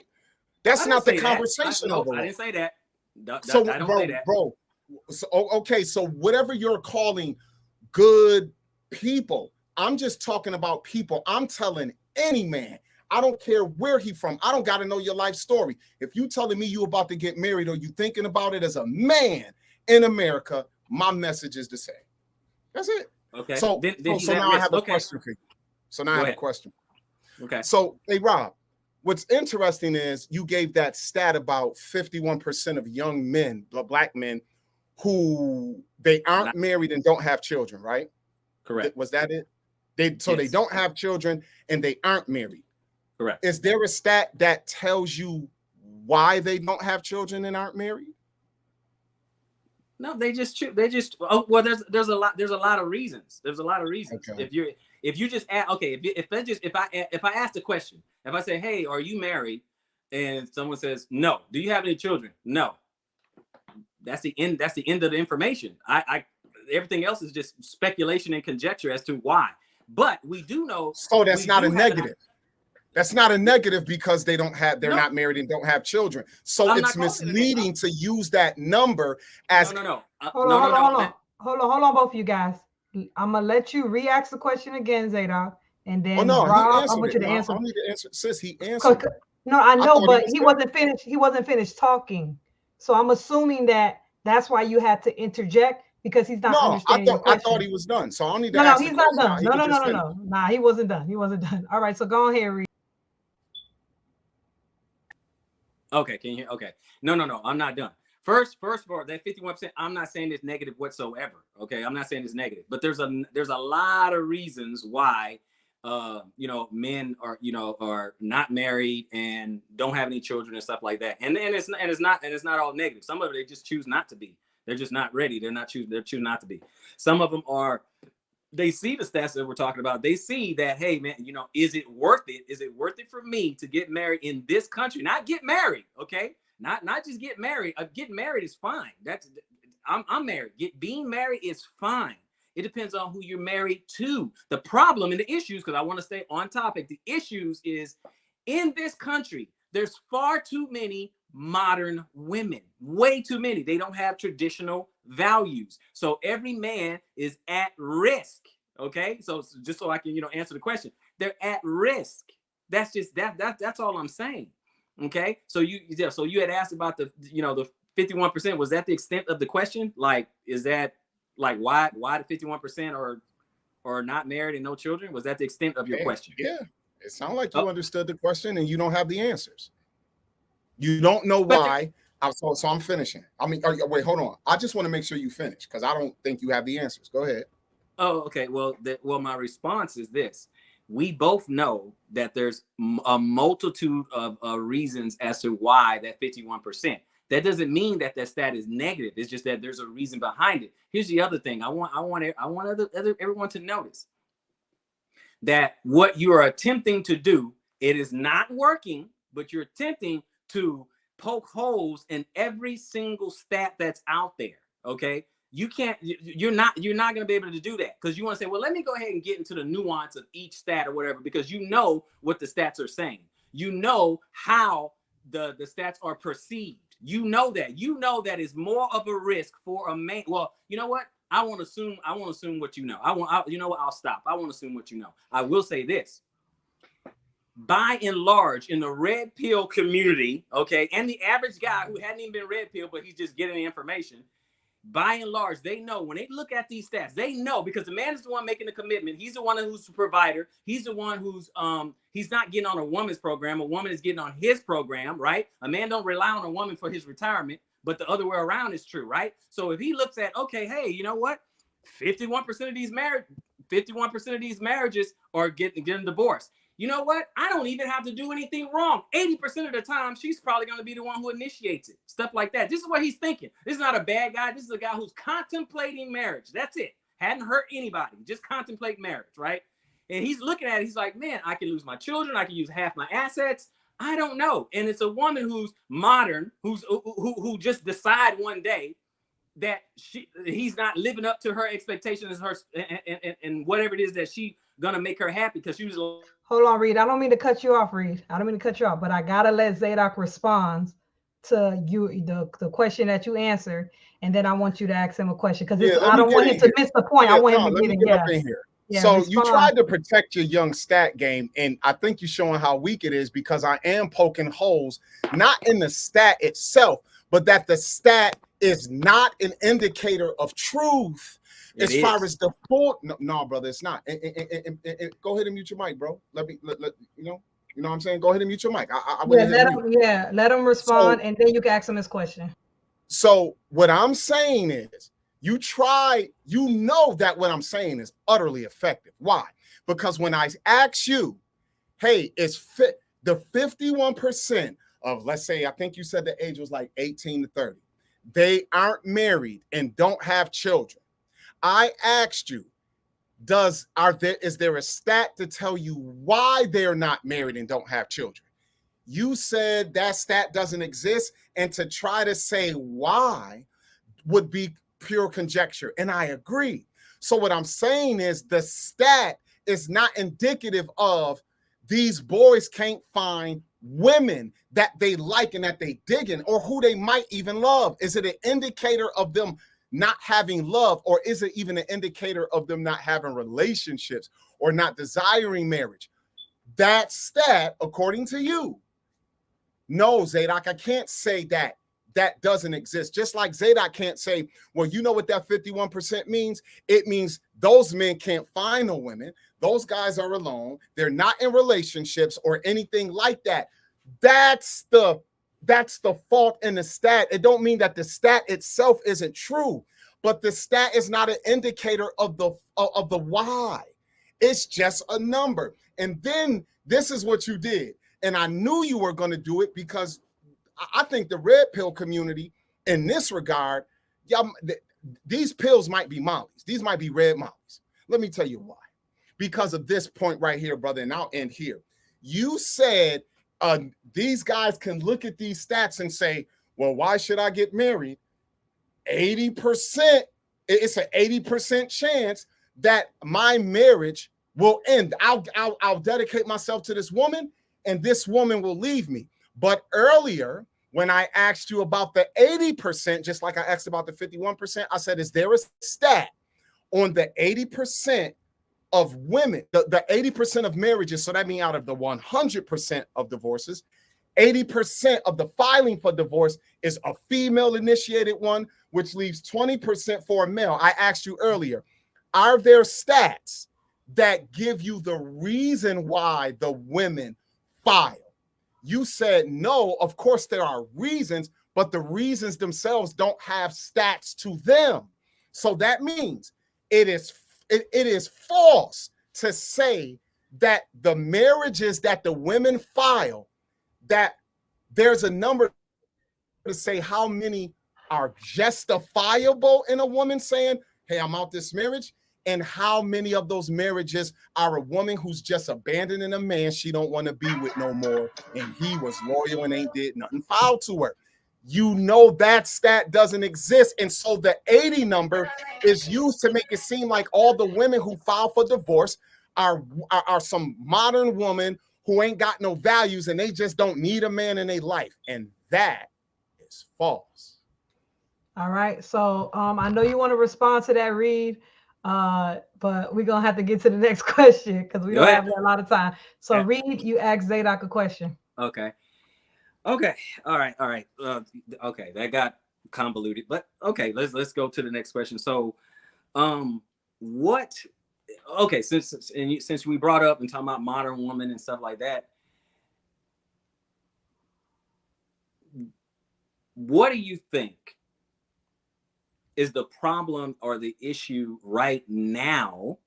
Because we're not talking about women cannot vote or own property, or we're not talking about that, because that's not the case right now. There's really no right that a woman doesn't have in America right now. Okay, there's nothing she can't do that a man can do as far as rights and stuff like that. So she's good to go.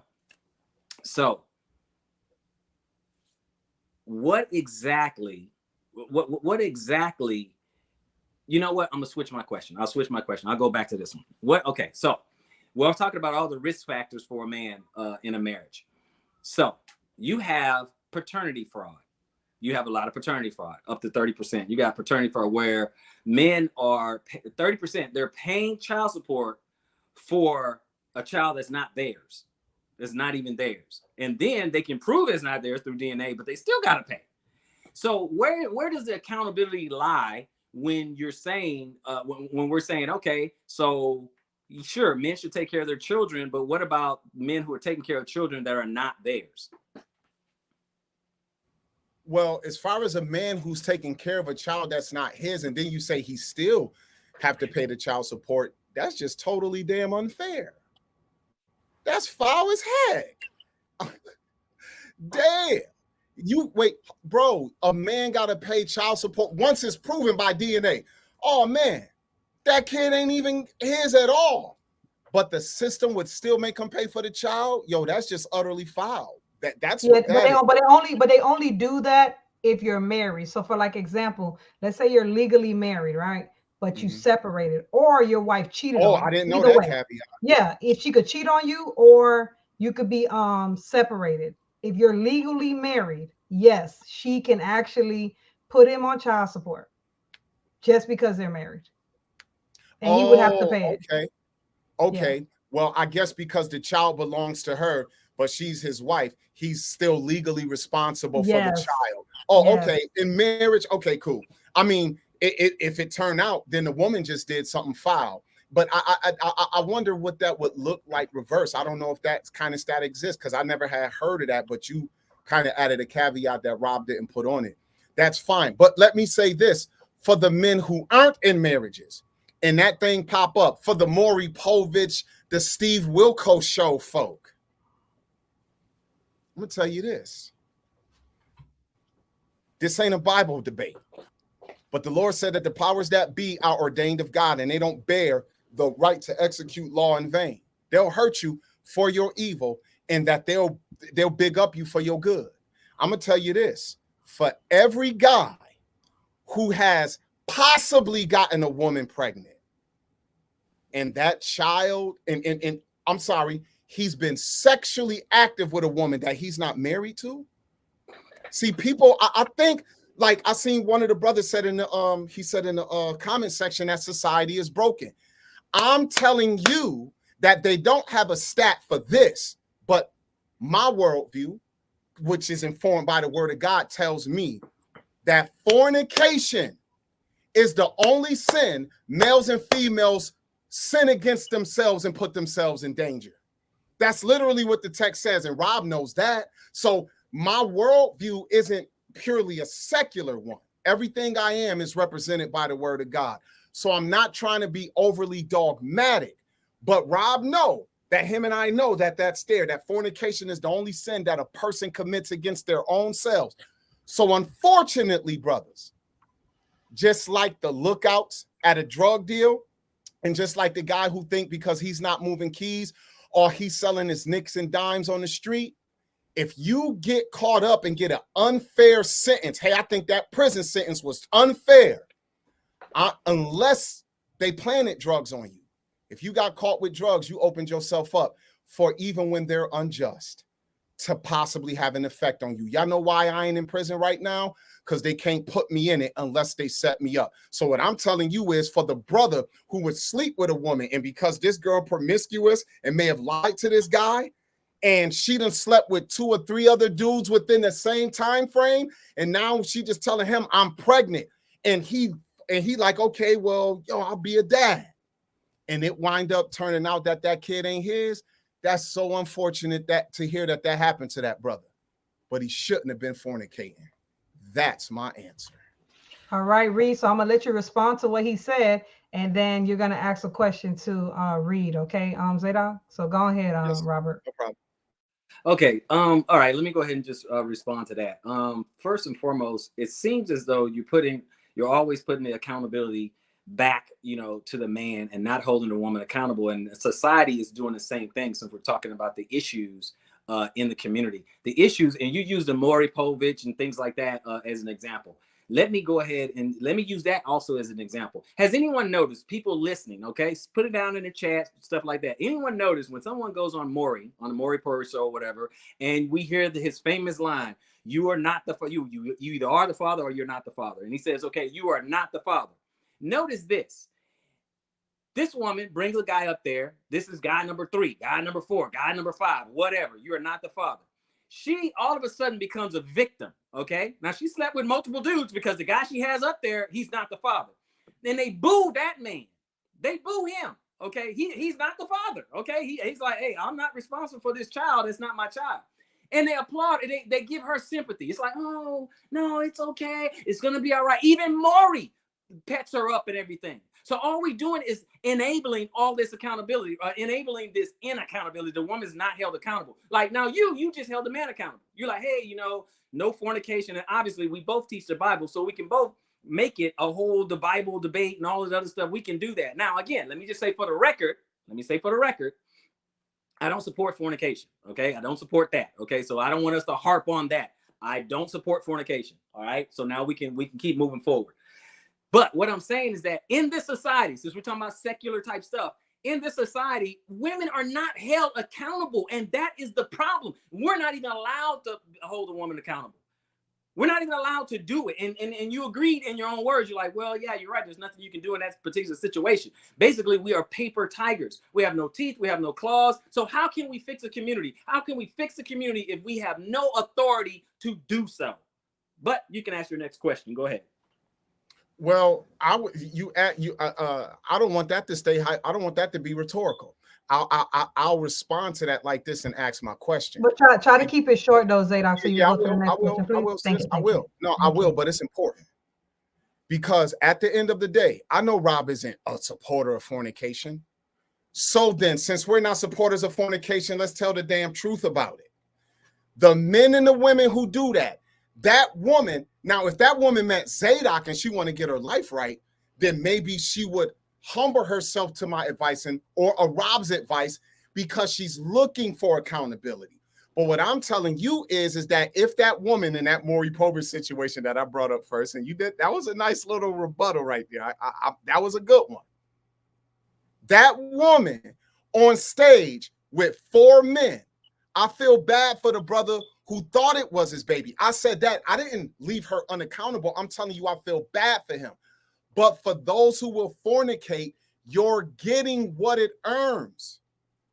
Because like you said, bro, us having a certain worldview, you know what the apostle said, if a man suffered for his sin and he take it, there is no glory in it. It's unfortunate, but there's no glory. So that woman, who's going to hold her accountable, and who's going to hold the other 3 dudes who apparently were as much to blame as being a possible daddy, because they all sexed her. What I'm saying is, the one girl, if she's to be held accountable in that example, there are 4 men who have to be held accountable too. And I'm saying men are not being held to account as much as women aren't. In my experience, and understanding. So I got a question for you, Rob. Okay. Hey, Rob. Yeah. What is your definition? Because I keep hearing this. What is your definition of traditional woman versus modern woman? Okay, now let me ask you this just to be clear. You want my definition, or do you want a textbook? Because you the one definition? used the term tonight, and you did use it last week. So now I'm asking you, bro. Yes. Okay, but do you want a textbook definition or just my thoughts on it?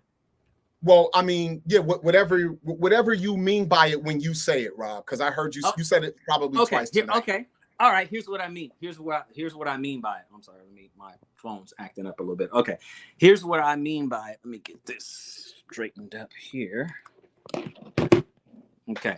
Here's what I mean by it. As you know what, the conversation that I had last week, okay, with Reese, I gave her an actual I gave her examples. I put it like that. I said a traditional woman wants marriage. A modern woman, okay, does not want marriage, or she wants a wedding. That's it. A traditional woman wants a husband. A modern woman wants a partner and a benefactor, meaning if things don't work out, hey, she can get alimony, she can get child support, stuff like that. A traditional woman wants a family. A modern woman wants children and child support. I did that so that there's clarity that a person, they'll hear what I'm saying. Whether they agree or not, they'll at least understand what I'm saying.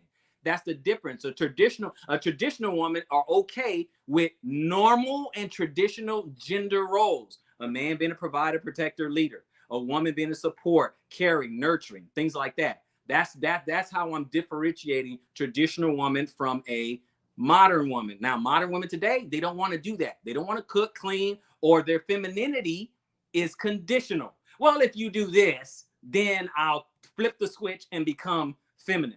Or I'll flip the switch and then I'll do this. I'll cooperate, basically. So their cooperation and their femininity is for sale. It's conditional. So that's my definition or examples of what I mean when I say traditional woman versus a modern woman. Okay. I see your definition, and that's fair because I wanted to understand what you mean because those aren't my definitions.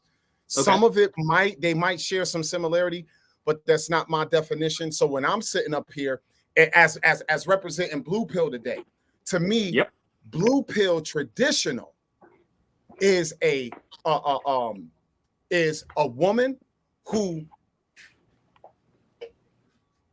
is strong enough to be able to assist a man in anything that he has in his life as goals. So yes, she wants to be a mother.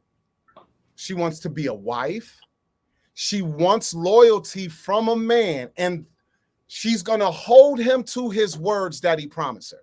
So if that man walks down the aisles and says to have her and only her till death do they part, she's holding him to that as much as she turn around and he get her to say the same things to have him and only him till death do they part. So what I'm saying is, I'm sorry, what's that, brother?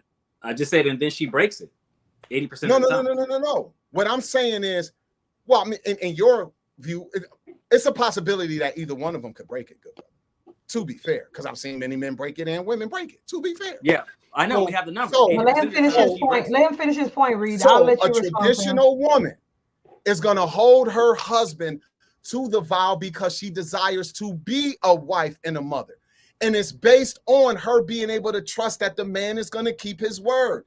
She's giving himself to her, and to the point that a traditional woman will even put down some of her own life goals that she may have had as an individual woman before she got with the man, because she desires to be that. That's a traditional woman. Now, a modern woman, to Zadok, can have those same, some of those same qualities as the traditional woman, but the modern woman is forced because of a lack of control of resources to also, before she even meets a man, chase after a career, to be educated, because it's no guarantee that a man is going to take care of her. She hoped to meet one, but what if she don't? What if she don't meet that man until she's 35 years old? What has she done from high school age up until that time? So a modern woman could be a woman of great education. She could be a career woman and still desire to want to be a mother, to want to be a wife, and she desires the loyalty of a man, and is still, her money doesn't mean that she treats her husband foul, but modern means that the society dictates that she ain't grown up in an egalitarian agrarian society. She's not Laura Ingalls Little House on the Prairie. She might be college educated and she might make more than the man she meets, but her standard for the man doesn't necessarily have anything to do with, oh, you have to match me. That modern woman who has that stance is just a foul woman. But a modern woman, in my example, in my opinion, because I asked you yours, but I'm telling you mine, that term modern is almost used. And guess what you didn't say in your example of that I heard? You said nothing about the woman's ambition. You said nothing about the woman's pedigree that she brings to the table besides her desire for the man. And I think that's the flaw in your view. Okay, can I Okay, respond? so yes, you can respond, Reed, but before you respond, after this, it's up to you guys. We can go to question and closing, or we can stretch this out about another 10, 15 minutes. What y'all want to do? I'm I good. want to stretch it out. All right. All right, so go ahead, Reed, respond. Okay, so yeah, you're right. You're right. I did not include or talk about the woman's, ambition and all that, because, to a traditional man, that doesn't matter.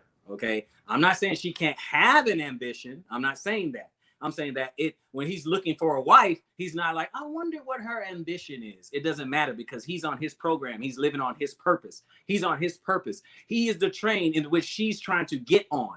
He's not trying to get on her train. He's not trying to, like I said earlier, he's not trying to well, I need to find a woman so that I can be okay in retirement so she can help me retire or whatever. It's not like that. The woman is getting on his program. And you're right. Everything you said about, a modern woman. Oh, he didn't say nothing about her, her education and her money and everything. All that stuff you said, a modern woman. Yeah, it is about her education. It is about her money, but it also makes her almost damn near unfit to be married. You know why? Because her hypergamy kicks in. That she prioritizes her money and her education above everything. And then if the man doesn't have that, meet it or beat it, she's going to be gone before too long. And you made an example. You said, okay, well, there are some women who are with men who they might make more than him, or she might have a higher degree or something like that. Guess what? Those relationships are doomed. That's on the clock right there too. Why? Because her hypergamy.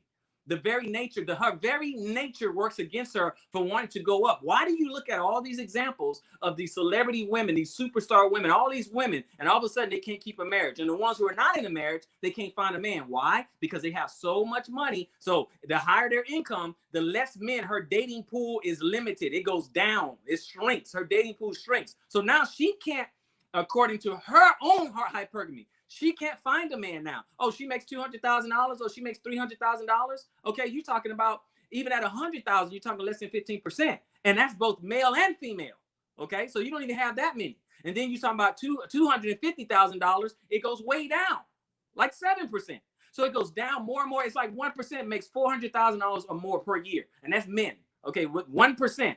So when you talking about your Vivica Foxes and your Lisa Rays and all that, and now Tia Mowry or whatever, they're gonna have a hard time finding a man, because those men are rare. That according to what they want. Okay, according to what they want, the kind of man that they want. So when you talk about a modern woman, they almost disqualify themselves, because they don't want the regular guy. They don't want that. They want some pie in the sky guy. And then they also base, being modern, the reason why I said they're unfit for marriage is because they base their life on happiness alone. And marriage is not built on that. Okay, let me say this. I'm not saying that there is no happiness in the marriage. What I'm saying, the marriage is supposed to be built on duty and covenant. I have a duty, my role, and the covenant, my promise. Okay, that's what it's built on. And when those are being fulfilled, then happiness can come in. It's like, you know what? He can say, hey, I take care of my woman. I provide for her. I protect her. I lead her. I'm committed to her. I feel happy. She's a good woman. She's worth it. I feel happy. Same thing with the woman. She's happy and fulfilled because she has family and she has family and she has children. A guy who she honors and she respects. So I'm not talking about her career because I don't want to bring up the Bible like that. I'm trying not to make it a Bible debate, but since you brought it up, I will say this. It says, "And your desire shall be for your husband." I don't care about your degree. I don't care about your money. Okay, I don't care about any of that because that's not what's going to make the marriage strong.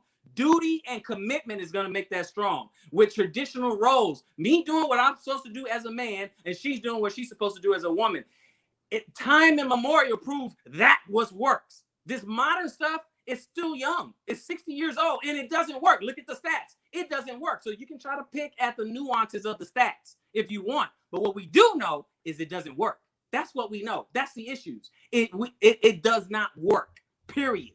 And they want to shove the man out of the home. And we're going to, and I'll get into that in a second. But since I'm just answering that question, I'm gonna leave that right there. Modern doesn't work. So if you have a traditional man and a modern woman, it doesn't work. You have a traditional woman and a modern man, it ain't gonna work. Period. There has to be a match. Period. Yeah. Tradition we know works because it worked for thousands of years. Modern, we don't know. We know it doesn't work so far. Yeah, I'm gonna say that I hey, I respect your view, but it's clear that some of it I do agree with, Rob. But some of it I just simply don't. That's clear, and I don't mind. I mean, I don't speak to be agreed with. I speak to be heard. You know what I'm saying? So at the end of the day, I think that the problem with what you're saying is this. I think that the role of a woman, which you sound like you talking about, and you talk about something that worked for thousands of years. And that worked for thousands of years in many societies where women did not have the same rights as men. That's true. So once again, the idea of a traditional woman, you had yours, and I respect you for telling me your definition. And the reason that I gave you mine is because there was a certain kind of woman, for for many in church culture, they talk about the Proverbs 31 woman, the virtuous woman. Any of you go and read Proverbs 31, it wasn't Solomon's words. He was repeating the words of his mama that she told him being a king. And him being a king, he needed a certain kind of woman. So she said, basically, give your strength to beautiful women. She told him to look for a virtuous woman. And what I'm telling you all is that the qualities of this virtuous woman was a woman who her husband and her children have a great reputation and are called blessed by other men because of how this woman produces and on her own initiative. She go purchase a field. She takes servants and do this. She has skills that go beyond. Y'all know something that wasn't in the Proverbs 31 woman. I want all you church folk to go listen to this and the reason it's relevant, because that's still something that women claim to be today. In Rob's definition of a more traditional woman, and mine, but I think also I said my modern woman held some of them skills as well, is this. You won't find anything in the Proverbs 31 that got something solely to do with a woman birthing kids and being at home cooking for a man. Everything in Proverbs 31 made an industrious woman who produces and brings value. So guess what? What is a virtuous woman? It's not a woman who just do what you say and have kids for you and she at home with dinner on the table. That's an invention of the United States. That's the American housewife. That's a post-World War II creation. Now, what I'm going to say to you all is this in closing, because I know we're not going to be here all night. For the average man, if you just want to be with a woman simply because she make you feel good, she stroke your back and this, that, and the third, I think you're being short-sighted. For the men who have the financial fortitude, hey, you don't need to do nothing. I don't need you to work. I don't need you. I don't need you to desire to have a career. I don't need you to put in 20 years nowhere. I got that. I'm going to clap it up for y'all homies.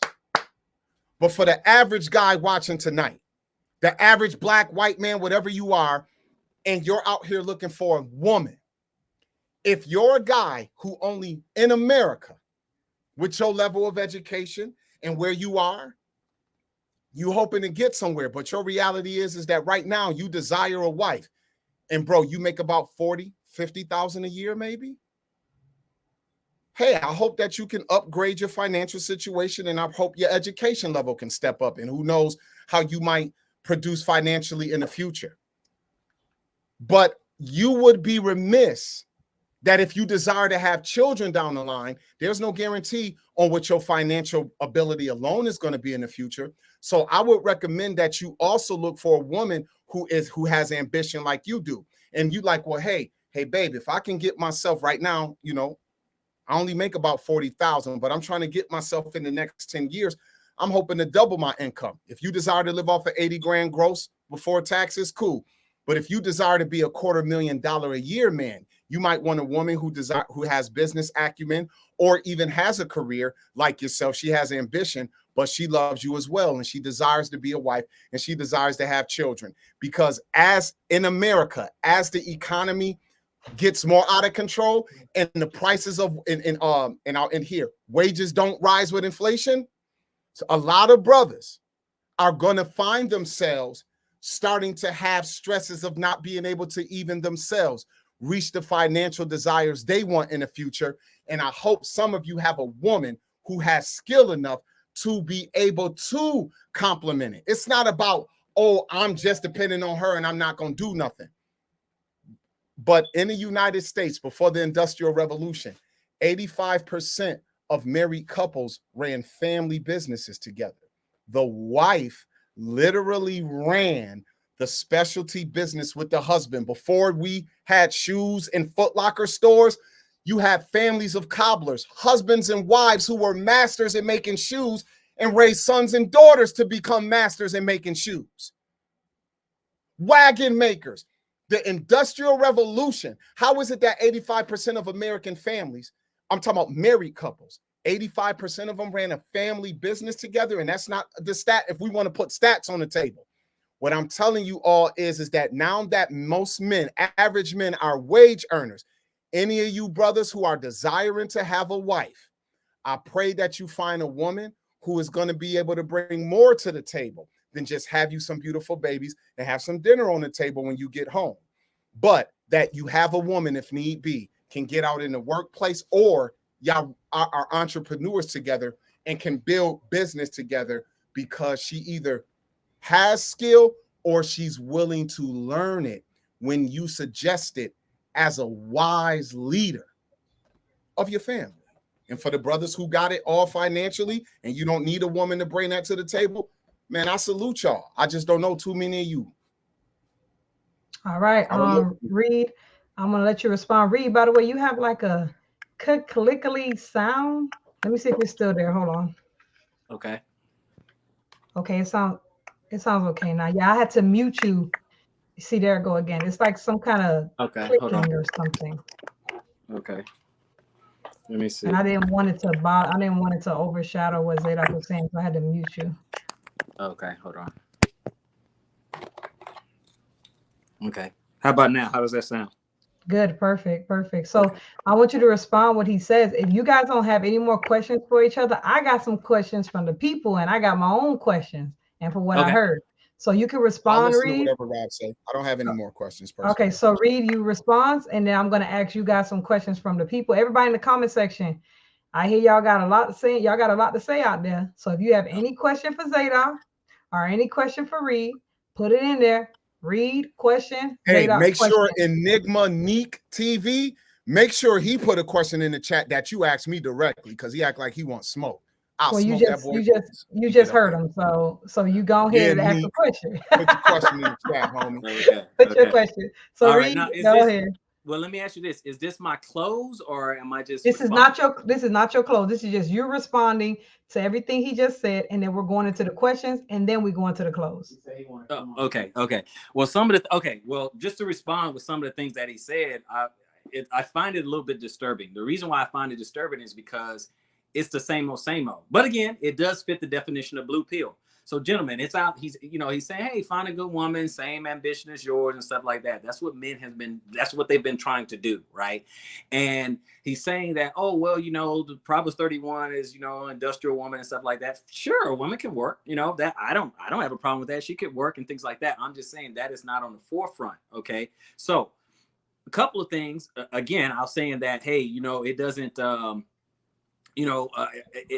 a woman, she becomes unfit as far as, marriage material. So I'm looking here, you guys see me looking down this site here. I was just looking at the characteristics of, a modern woman. I just want to show you this or whatever, just show you that's what I'm looking at. Okay. Characteristics of a modern woman. It's on mirror.co.uk if you guys want to see it yourself, right? But it was giving me a couple of characteristics, and I'm not gonna look at all of them. I'm just gonna look at a couple of them real quick if I could pull it up. But it is acting, the site itself is acting a little bit weird, but I had just pulled it up here. And one of the let's see here, if I can get it to act right, I'll read it off. I'll read off a couple things, how it describes a modern woman, if I can get it act right. Otherwise, if not, I'll just go on and make my other point. Okay, so anyway, some of the other points, I couldn't get it act right, so I'm gonna go ahead and just respond to what he was saying.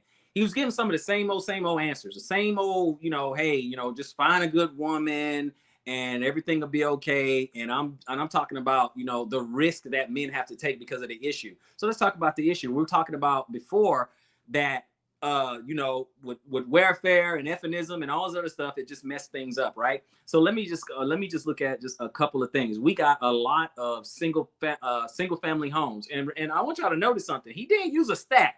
He's not big on the stats, but he just used a stat. He's talking about 85% women helping with the family business and all that other stuff, right?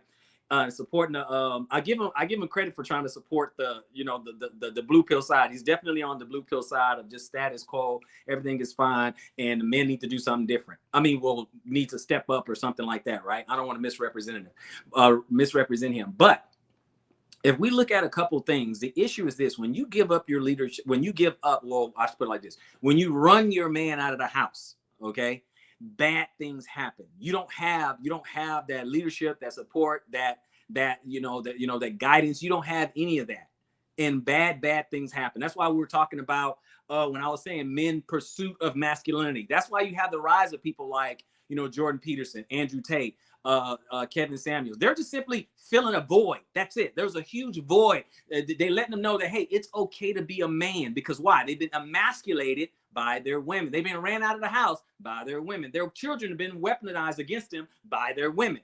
Okay, so that's what we're talking about here. Okay, the issue. So the issue, again, single parent home stats, right? 37.8% of single mothers are divorced. 41% was never married. 6.5%, are widows. So a very low percentage of widows, right?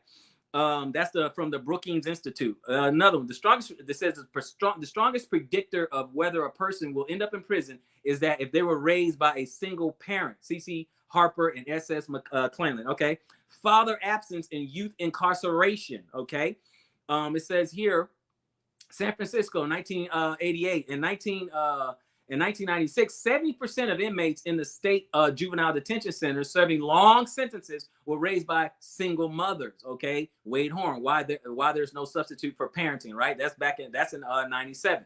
All right, and I'll just give one more. Because I'm just addressing that. 72% of juvenile murderers, okay, and 60% of grape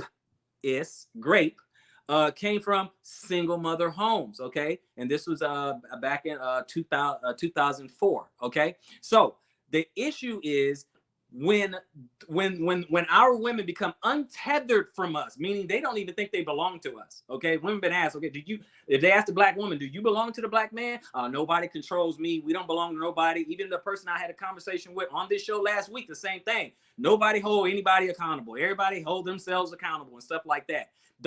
Like I said, what leadership? Leaders don't hold other people accountable. Parents don't hold their children accountable. What are you talking about? So we can't hold each other accountable. You can't do anything. And left to their own devices, this is the result that you get. Now, I know a lot of blue pill people want to push back on it and be like, well, because the men left. No, most of the time men are getting ran out. It's not that they're left. You're still adhering to the same dogma, the same narrative. Okay, but we can go ahead. Go ahead.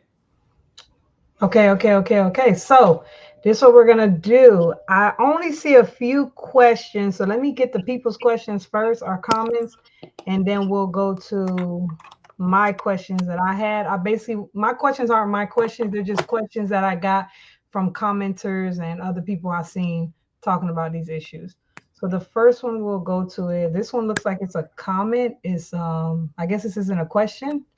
It's at Zadok. We don't mind. I guess they meant to say we don't mind our women being able to hold weight and go to war with us. We don't mind her making money. We don't mind her having the education. So I guess that's a comment. Do you want to comment to that comment? I don't know, because it's a Well, comment. if he not a don't question. mind it, then he agree with me. Okay. All right. You want to comment on that, Reed? No, I mean, I agree. I mean, no, I mean, we don't mind it. As far as on the blue pill, on the red pill side, we don't mind. It's just that kind of stuff is not important on the red pill side, because what we're looking for is who's going to make a good mate. Okay. Who's going to make a good mate for us? Who's going to be a good wife to us? And who's going to be a good mother to our children? And who's going to fulfill their duty? So we stay together, because that's the secret to marriage, is staying together. Duty and covenant. That's the secret right there. That's the secret. Okay. Go ahead. Next Wait, one. hold on. I want to say something. Yes, sir. Hey, hold on for a second. I want to say something. Hey, Rob, I salute you. We're experts, and our experiences just might be different. I'm an expert in what it means for a man to take care of and love a woman. I'm an expert.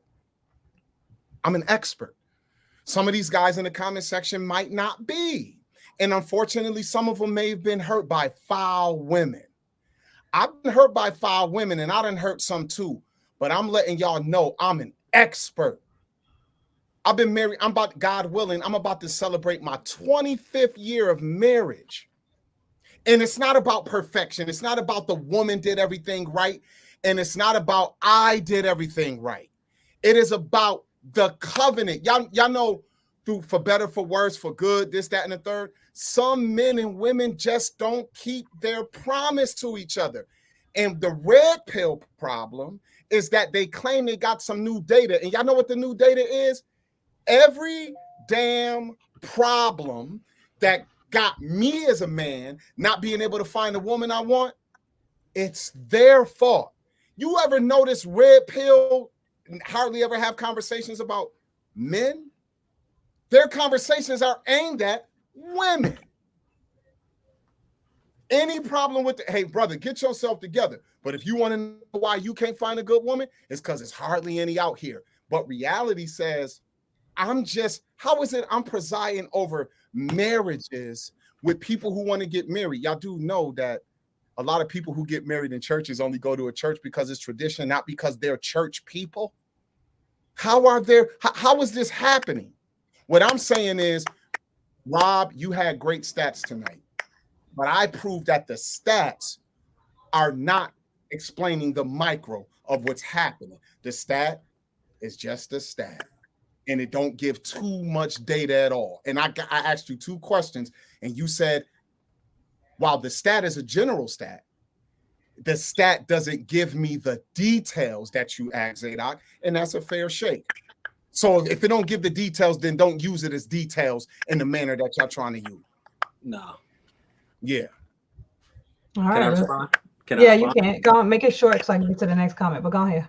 Okay. I'll make it short. Not too short, but I still want you to get your point out. So not too short, but okay. So the first part about, and then we need to move on. Otherwise, we'll be back and forth. Exactly. Okay, We're gonna get to the next comment. Okay, so on the red pill, talking about that we don't have conversations about it's the man's fault. That is not true at whatsoever in the red pill community. Hardly. Because that's exactly what the men do. They hold the other men accountable. They said, okay, you're not having the success or whatever, then you need to raise your status. You need to be working out. You need to be reading more books. You need to be working on yourself. You need to increase your value. We say all that. You need to say, you need to get off. You need to stop playing the video games and stop eating Cheetos in your mother's basement. You need to get in your own place.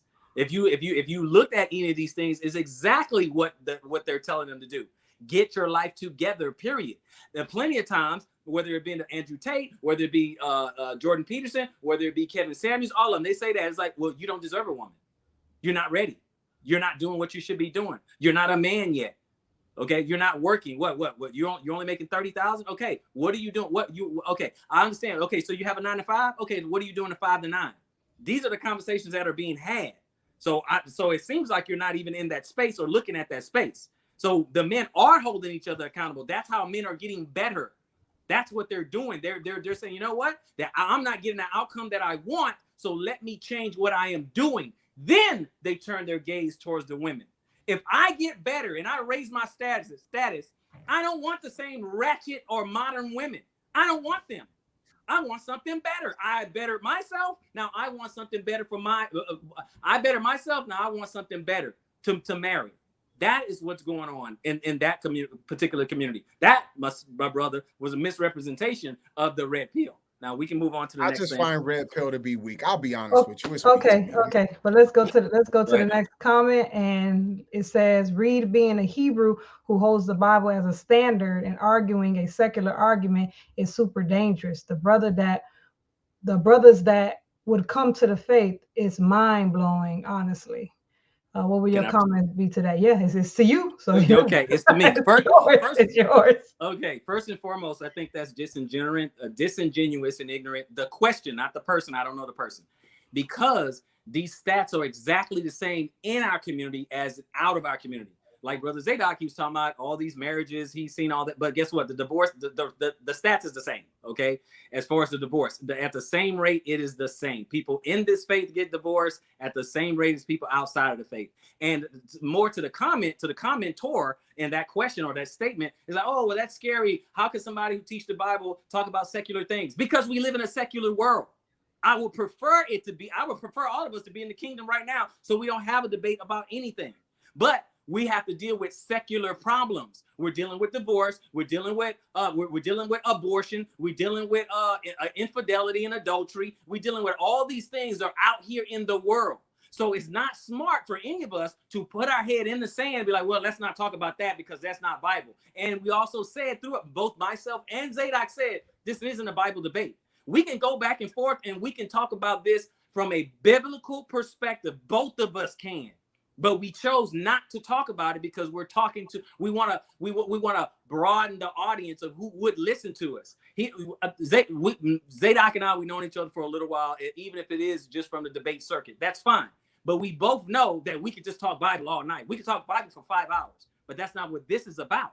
We're talking about what is the problem in the Black community, not the Hebrew Israelite community or the Christian community. That's why we're talking about this. And then they're talking about, they're aiming it at me. But the guy I'm talking to, Zadok, Brother Zadok, I got no hate towards Brother Zadok. He's a Bible teacher too. And we're talking about the same thing. So that right there is a disingenuous question to begin with. Continue. Zadok, it's on you. You want to respond to that? Yes, I would like to share my screen. All right, so I keep it a little short now because we got these questions to get to. Hey, you wanted this on your platform, so take this. I do. You want this on your platform? You know what I mean? Because it could have. You know what I mean? All right, here we go. I don't see it yet. Here we go, sis. Right there. So I just want to show y'all why the stats are flawed, and this is real simple. All right. Now it doesn't mean that the stats don't have truth.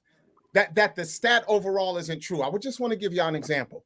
So I asked Rob, so let's just say, because these numbers are hypothetical, they're not telling you like the 51% of men between 18 and 30. It more than likely the stats don't give you a number, meaning this number represents out of a pool of males. So I'm just going to use a hypothetical number. Let's say 10 million, right? Let's say 51% of 10 million. And this is for all the, the cats who just don't seem to get it for some reason. What is 51% of 10 million? Why didn't it do that? Why didn't it? Come on. Oh, maybe the number too big. Hold on for a second, y'all. Let me put it down here. Maybe the number is too damn big. So let's just say 1,000. Goodness, I gotta use 10,000. Will y'all give me 10,000? Okay. Oh no, I'm sorry. That was wrong.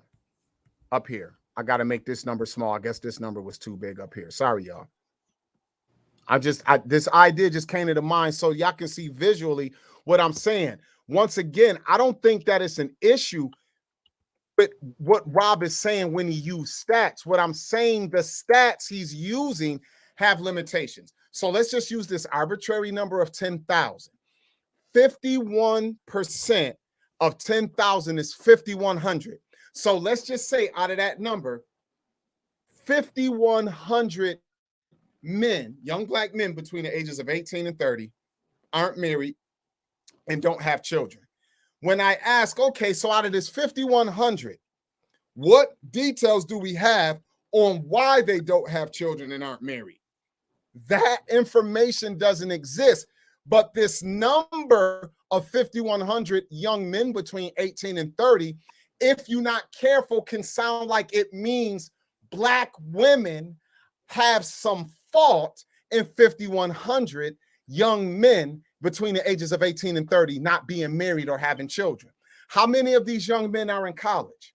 How many of these young men are actually engaged and just aren't married yet?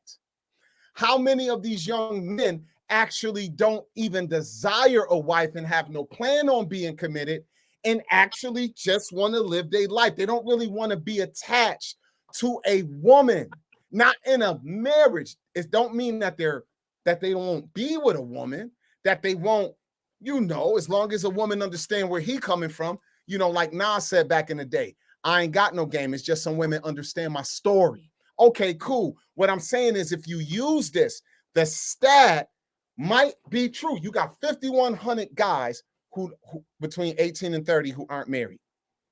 Now, how many of them guys don't even want to ever be married just because they don't want to be in a committed relationship? They don't want to be locked down. How many of them are in a marriage because they can't find a woman who even desires to marry them? How many of them actually are engaged, or how many of them want to get married and just simply have a plan? They want their credit score a certain way. They want to have a certain amount of money in the bank. Some of these guys want to own a home. Some of these guys are working on their career, and they telling a girlfriend. Notice what that stat doesn't show. It don't show how many of them are in relationships. So when you put a stat in front of Zadok, I'm the guy that's going to take you and ask you, well, do you know these details? And if you say, no, I can accept that, then this stat is only an indicator of who's not married. No reason why or why not. All right, let's go to the next comment or question. Blue Pill, do you hold any women accountable for their actions? Shaking my head. So I guess that would be going to Zadok. Do you hold women accountable for their actions? Well, you can only hold a woman accountable who is going to respond to being accountable. So I'll tell you this. My daughters, I raised two young women. One of them isn't married, and one has been in two marriages. But I also know details of things that happen on why the one isn't married anymore. One of them was a situation with a man, and the other one was a situation with her own decision making. Now, I got about 4 young women who actually presided over their marriages, and their marriages are working out. Some of them got married when they were about 21, 22 years old, and they're still married. But guess what? You asking them, like Rob told y'all, I'm a Bible teacher. So understand, even though I don't always quote the Bible, there ain't nothing I said tonight that the basis of it isn't found in the Word of God. So when you are talking to a young woman who actually says, yo, I want to get my life in order, now she desires accountability. And guess what? Every man who I counsel has come with the same thing. I'll ask Yeshua always any question. I'll ask him a return question, and it's rhetorical because he's not up here. Hey, Yeshua always, if you got anybody in your family who had a heroin addiction or a crack addiction, unfortunately, if that existed in your family, even though you told a person what they're doing is detrimental to the family and to themselves, when were you able? Holding someone accountable means you have power to. Not just telling them they're wrong. Of course, we could tell people they're wrong, but holding someone accountable actually means you have the power to do it. How many people in your family, if they had a drug addiction, were you able to hold accountable without them first admitting they had a problem and then willing to take your advice to seek change. Other than that, all they was the family member can't nobody make stop doing drugs. This hold accountability thing is really, y'all don't mean y'all have power to hold anyone accountable. Y'all, because y'all can't make them be accountable. Y'all mean, Zadok, do you tell women that they're wrong? That's what you mean. Of course, I do that all the time. And many of them don't listen. And the few who do, they got hope. I tell many brothers, they wrong. Many of them don't listen. But the brothers who do listen, they're on the path to change. All right, Reed, do you want to respond? Do you want to respond to blue pills? Do they hold women accountable? In your opinion, do you think the blue pill holds women accountable? Or anything? I do not. I don't think blue pill hold women accountable at all. I think that they actually enable them. I think that is what's the problem. I think the reason why we don't hold like the reason why people like, for example, look at, Russell Wilson the way he is because he's like a beta male. He's like a beta Bob or whatever. He's put up with a lot of stuff. Blue pill people put up with a whole lot, which is why you have what you have today. You look at someone like Will Smith, okay? We don't have much respect. Well, only blue pill people do, but we don't have much respect for a guy like that because he's blue. He doesn't hold Jada accountable, right? You notice in that whole backlash, most of the time when you looked at men, actual men thought that what Will did to Chris Rock was wrong, but mostly modern women, they thought it was great. They're like, oh yeah, he's standing up for her honor and stuff like that. No, blue pill gentlemen are enablers of modern women. They can do no wrong. They justify it or whatever. They justify it. And the reason why is because because single mothers raise blue pill men. Now, you can come out of that. A man can come out of that, from that mindset. But yeah, he has this queen mother got a simp chip. Mom can do no wrong. They believe happy wife, happy life. They just enable the behavior. There's no solution with that. So yeah, no. Do they hold them accountable? No. Blue pill guys, the blue pill side does not hold them accountable whatsoever. Okay, period. They just don't. They enable them. They whatever there's a reason. There's an excuse for everything that they do. Everything that a modern woman does, everything that a wicked woman does, but I'll just say modern because I'm not trying to turn into a Bible discussion. Everything that a modern woman does is justified. She gets a divorce. Oh, there's a reason. This is the reason why. When I told you, you can go to various stats. You can go to various lawyer stats because when they go to get divorced and they go sign papers and stuff like that, they tell the lawyer why. You can go to lawyer stats and you see top 10 reasons why people get divorced, why they file for divorce and stuff like that. Okay. Now, we also know that modern women, they like being empowered. And at the same time, they like being victims. If they go get a divorce, oh, they're a victim. They're a victim all of a sudden. Blue pill guys, it's just a same thing. And I'll close. Let me land the plane. It's the same thing for the guys who were shaming, not Zadok, because he said he don't have a problem with passport boys. He said he had no problem with that. So I'm not talking to him. But it's the same thing for the guys who have an issue with men grabbing their passport to go find a more traditional woman. They use the same tactics as the women. Shame, guilt, insults need to be right, which is very weird. I'm like, why would you have a problem with a guy going somewhere else to get a woman or whatever? And it doesn't have to be that, oh, he can't get a woman. He just don't like what he has. But they say, oh, well, just try this, try that, get some game, get some swag, all this other stuff, which is just sweet words and game. Get some swag or something like that. They basically telling you, okay, you're not catching anything in this pond, go to the other side of the same damn pond. It doesn't make any sense whatsoever. There's no solution. They just enable the problem. No matter what, single mothers, overweight, wicked, rebel, nothing. It doesn't matter. There's a reason for it. She's justified. It's something that the man needs to do. Go ahead. All right, next comment. This is at you, Reed. Do you believe that a man should get married? But Reed, do you believe that a man should get married? But it should only be to a traditional woman. That means it's up to the man to find that and has nothing to do with the women, right? Okay. I understand the first part. I'm sorry. It's just real. Okay. You know what? Let me switch. You want to see it again? It's right here. I'll put it back up. I guess the first part is, do you believe that men should get married? That's the first part. Do you even believe they should get married? Then the second part is, it should only be to traditional women. Do you believe it only should be to traditional women? And if that's the case, if you believe that they should get married and it only should be to traditional women, they want to know, does that mean that it's up to the man to find that, and that means it would have nothing to do with the woman? 100%. Let me answer the first part. Do I believe that men should get married? Yes. Every man who desires to get married, I think that he should get married. And he said, but it should only be to a traditional woman. Absolutely. Absolutely. If you're a traditional man and you believe that you should protect, provide, lead, then if you get married, you should only marry a traditional woman, because that's the only way marriage works. It doesn't work with modern women unless that modern woman has a modern man and they just make up the rules as they go, because that's really what it is. There's really no rules. There's no rules for that whole modern thing. So to answer your question, yes. Okay. And that last part is so, and that's the case, is up to the man to find the traditional woman. Absolutely.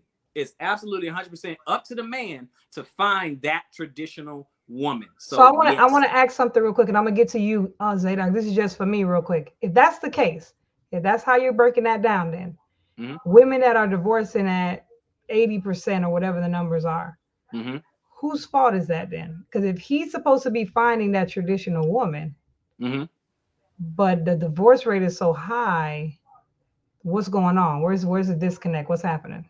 Then my question would be, is she traditional? Oh, so you believe that these women that are filing for divorces are most likely not traditional women? I can't say all, because I can't say all. That'd be dangerous. There are some traditional women getting a divorce, and they're getting a divorce for a legitimate reason. So I can't say that 80% of these women that are doing it, I can't say that, they're all modern. So there's a lot of caveats there. One caveat is, one, is she traditional in the first place? Okay. And two, did he properly vet her to see if she's a proper match, or to see if she's traditional or not? I don't know if the guy asked her the right questions. Some guys walk into a situation and ignore all the red flags. So we had a conversation before, and I say a lot of times with men, that's a long answer. But I said a lot of times with men, you have to vet. Okay. And a lot of men don't know how to properly vet. So I'll just leave it there to make the answer short, so we can keep going. All right, Zadok, do you want to respond to the question? You need me to put it back up, or you got it? Yeah, I understand the question. I think Rob said it correctly. I just want to tell you the problem with so-called red pill men and blue pill men. When it comes to the question the brother asked, blue pill men claim they're vetting women. So do red pill men. And in the midst of vetting women, an inordinate high percentage of these Negroes sex the woman before they commit to the woman, before the woman has proven herself.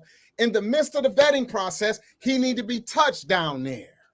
And that destroys everything. So guess what? What I'm saying to you all is this: red pill, blue pill men are sinners. And because of that, they are hypocrites, many of them. How many men claim to be red pill and are heavy fornicators?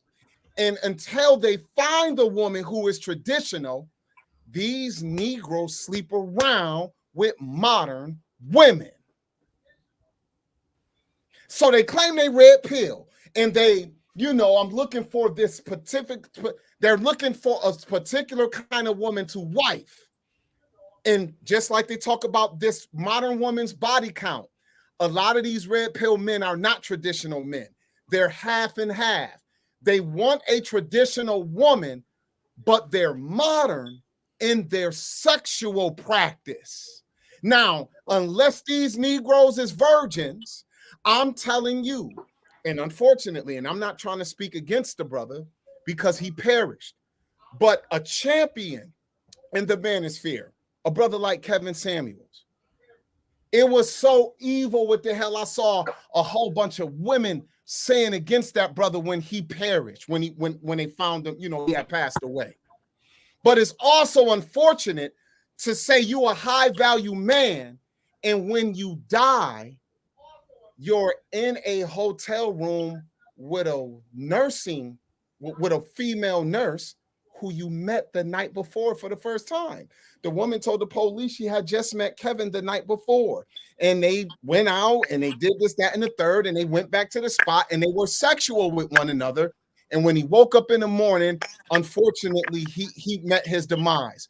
What I'm telling you all is that's not for me to judge Kevin, because this one episode is not indicative of his entire life. Only God can judge him. But what I'm telling you is when the apostle says, for the man who tell the next man not to steal, do you steal? How you going to, what is high value really? Because if you're a high value man, you saving yourself for a high value woman. So I'm saying if a man say he's high value and he a red pill man looking for a traditional woman, but in the meantime, he willing to have one night stands or not committed relationships with a few modern women until he find a high value, until he find a traditional woman, he fugazi. And any blue pill man who claim to hold to a standard in that regard, and he do the same thing, he fugazi. All right. So this is what we're gonna do. What we're gonna do now is we're gonna go to my questions that I had researched a few questions, and then I'm gonna let you guys get your closing statements. I don't really see any more questions. I just see people having comments. So this is my first question. Try to keep it under a few minutes because we're almost already at 10 o'clock. So we'll go through these questions and then we'll do our closing statement. So my first question would be, all right, I want to talk about equality. So we have this situation with equality when it comes to red pill and blue pill, right? A lot of red pill men don't believe that women and men are equal. They believe they're equal in the sense of like human rights, you know. But when it comes to like a marriage, a family, raising children, all that good stuff, they don't think that women are equal. From a lot of blue pill brothers, I hear them saying that women are equal in the same regard of everything, raising kids, everything. So my question would be this. Since women have been fighting for equality, do you believe that it has been beneficial or it has having a negative effect on the Black community? The women fighting for all this equality. I want to be able to vote. I want to be able to work. I want to be able to all the stuff that comes with equality. Do you believe that it has helped or hurt our Black community? And Zadok, you can answer first. Well, it depends. I don't think that I think that it's subjective. It's subjective. And it's subjective to who to who the people are in the situation. Because at the end of the day, on one hand, unfortunately, because I know that there are many men who abandon women and lie to them to get in them draws. You know, like people said, we live in a generation where, there's a certain kind of situation. Women talking about, I don't need no man, this, that, and the third. But I grew up in a generation in the late 90s where one of my favorite songs was this. Female dogs ain't sugar, honey, iced tea, but hoes and tricks. That was Snoop Dogg. And where I'm from, that bumped on the block all the time. I played that record. I knew the words. So, hoes and tricks. Ha, ha, ha, ha, ha, ha, ha, ha. So how many men are being raised with that?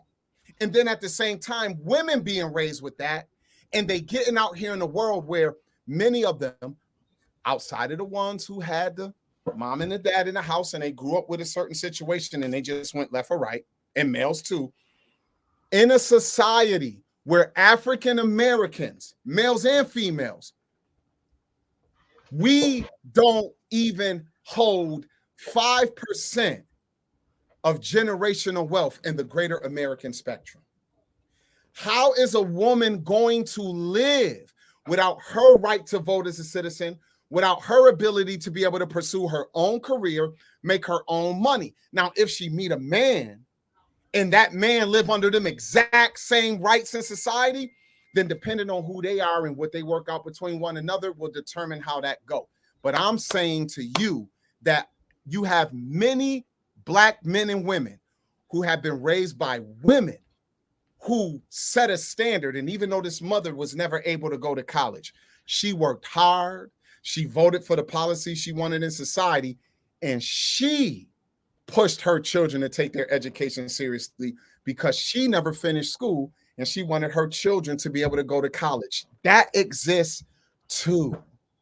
Many college people. How many brothers in college who was raised by a single woman who was able to take care of them? They say, yo, unfortunately, I didn't have a real tight relationship with my dad.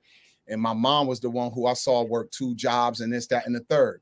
So the pay that she make, it should be as best as it can be. And hopefully, if she desire education, it says that if you can get a college degree as a Black man or a woman, you actually might be able to earn up to possibly $2 million more gross over your lifetime career than a high school or general equivalency diploma person. So yes, I do think that it's a good thing overall for Black women to have their right to education and the vote and all of that. But how did it turn out? That's subjective to the woman.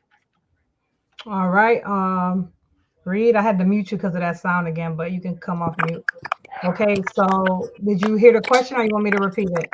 You mean you're saying fighting for rights, has it negatively impacted? Yeah, the Black community as far as like relationships go, do you think women fighting for this equality, do you think it had a negative or positive effect on the Black community as a whole and as far as relationships? I think it definitely had a negative impact. I'm not going to be on the fence about it. I think it had a negative impact because it made the Black community, it made the Black family, it made it become very adversarial. These rights, is very adversarial. Black man is not was never the Black woman's enemy. Okay, but it kind of happened once he started getting tossed out of the house, and getting the benefits and getting the rights for this and the rights for that. I find it interesting because when they start fighting for rights, in the 60s and stuff, and obviously they were trying to fight earlier than that, because they wanted to get out into the workplace and all that other stuff, even earlier than that. But when they start fighting for these rights, the women of the other races kept their men. They kept their men. Only you guys heard the stats. Only 1 in 4 Black women are going to ever be married. Okay, only a quarter, 1 in 4. Okay, the next one is like 52%, half of white women. Okay. The highest rate of marriage is Asian women, okay? And then after that, Latino women. They get married, okay? Now, their rights went up with all the other women. But Black women getting married goes way, way, way, way, way, way down, okay? So that's what it says in the exact same stats, because we're talking about women in America across the board, okay? We're talking about just women in America and their rights and things like that. And I'm talking about their marriage, them getting married. So all these rights came in, but somehow, some way, our sisters, we became enemies in them getting their rights. We became their enemies. And notice, we're the community where that is affected the most. Now, they're the least married, and the least married, and the most who gets divorced the fastest. So this information, these stats, this is very important. As much as my, opponent, if you can say, because it's not like a debate, we're just on 2 different sides. But as much as he like to kind of, marginalize and malign and minimize and all that, they're important because it tells you something. It tells you something. It gives you perspective. It really does. Okay, so with that, I'll leave you. But I will say this. I'll say this one last thing in my response. As far as the stats, yes, I'm going to defend the stats, okay? And yeah, he's going to want to try to poke holes in the stats. But I think he misappropriated one stat, like for instance, the 51% and all that. Oh, it doesn't say this. It doesn't say that. It doesn't say who doesn't want to get married. Or it doesn't say who's engaged but not married yet and all that. Guess what? You completely missed the point of that stat, okay? And one commenter actually pointed it out. And he said 51% represents the men who are available. And that response is a rebuttal. When women say, where are all the good men? That stat says there are a lot of good men. 51% are single and childless. There's a lot of men out there. Period. That's it. But please, let us go ahead and move on to the next question. Well, you're going to have to prove all them Negroes is good men. I didn't say good men. I said that's the question. That stat don't let you know if they good men or not. I don't care if they're available. That's a question that the females ask. Where are all the men? That's their question. They're asking where are the good men. We're the good one. We're the loyal one. Okay, but okay, and so 51% don't prove nothing. So the stat gives them a pool. It don't prove so the nothing. stat gives them a pool. Let me finish the question. Let me answer. The stat gives them a pool of Let them men. respond, I Zadok. didn't say that they're good. Hold on, I didn't say that they're good. The stat gives them a pool of men. All right, Zadok, go. No, that's fine. As a father, I don't give a damn how many men available. If I gotta vet dudes for my daughter, I'm telling my daughter, yeah, it's 51%. And I done inspected all of them. 13% of them might fit the bill of what you're looking for. If I, as a father, was able to look at the stat by literally examining the 51%. So once again, it's funny how you know should what? Bet anyway. No. Let me finish. I think, you showing me that me proving that the stats aren't a great look into any true detail. I think it was effective because you brought it back up again. I think that what has happened is this. You just said it, brother, because I said what I said because I knew that you would be able to say, Zadok, that's not fair. What's not fair? Zadok can't tell you how many of them 51% I would think I would want my daughter with. You know what's funny? As parents, we can actually look at our kids play outside in the community they grow up in. And as parents, we can look at certain children and say, just because they are kids, they're not innocent. There are kids you don't want your kids to play with. So some point one can say, well, why your kids don't have friends? Hey, there's 100 kids in this neighborhood they could be friends with. But as a parent, you inspect the children and say, it's really only 15 kids in this community that I wouldn't mind sitting in front of my house and playing with my kids. So what I'm saying, brother, is that once again, I'm proven correct. The 51% is not an indicator of anything other than what you said. What's available? Everything that's available don't mean that it's good. You don't know what's good and bad. I never said that. You're missing the point. That don't matter. Let's go. Okay. All right, let's go to the next question. How many of those are modern men and traditional men? We don't know. That's not the point. You're missing a whole point. That's my point. I don't care. That's important. That's important. Okay, let's move on. Let's move on. Let's move on to the next question. Let's move on. All right, the next question is 70% of women are filing for divorce. 90% of educated women are filing for divorce. Who holds the accountability when it comes to broken families? Because we know that 80% of males that are in prison come from single parent households. So if 90% of educated women are filing for divorce and 70% or over of women are filing for divorce, who is holding that responsibility and how do we fix it? Like, that's a big part. So Zadok, you go first. Who's responsible for this and how do we fix it? You don't know who's responsible for it. All you know is women is filing for divorce. You don't know why. That's one. Number two, as far as fixing it, Negroes need to keep their legs closed. All of you girls who your mama and your grandmamas told you don't be out here opening your legs, and you did, you throwing clothes out the back window, sneaking wearing clothes to school your mama told you not to, you need to stop. What I'm saying is, I'm going to say what Frederick Douglass said. It's easier to build strong children than to repair broken men. It is easier to build strong young women than to repair broken women. That's the answer. There's going to have to be a generation that wakes up and raises a generation of men and women who actually have a better opportunity. You know what my mama told me when I was young, audience? When parents say they want their children to have a better opportunity than they did, parents have to realize you don't have to be the fullness of what better opportunity looks like. But but more children will have a better chance of becoming what parents want their children to be if they see their parents striving for better. Because other than that, you're going to tell your children there's something better out there, but they don't find the possibility of what better starts to look like in their own family. So what's going to fix that? Somewhere in whatever is causing the marriages to break up, Someone is being selfish. Someone has been disloyal and let the other person down. And those stats simply don't give us any numbers on how many of those marriages dissolve because the woman is foul versus the man being foul. It just tell you that women is the one filing for divorce. That's it. And that's the truth. And ain't no other stat nobody gonna bring up that's gonna prove otherwise. All right. Can I respond? Yeah, go ahead, respond. You don't need me to repeat the question, right? No. Got you. Here's the thing. What he's missing is this. Again, I said earlier, I don't support, fornication, so men just bed hopping or whatever. I don't support that, right? Here's the problem. Women control access to sex. Men control access to marriage or commitment. Men are the ones who ask, will you marry me?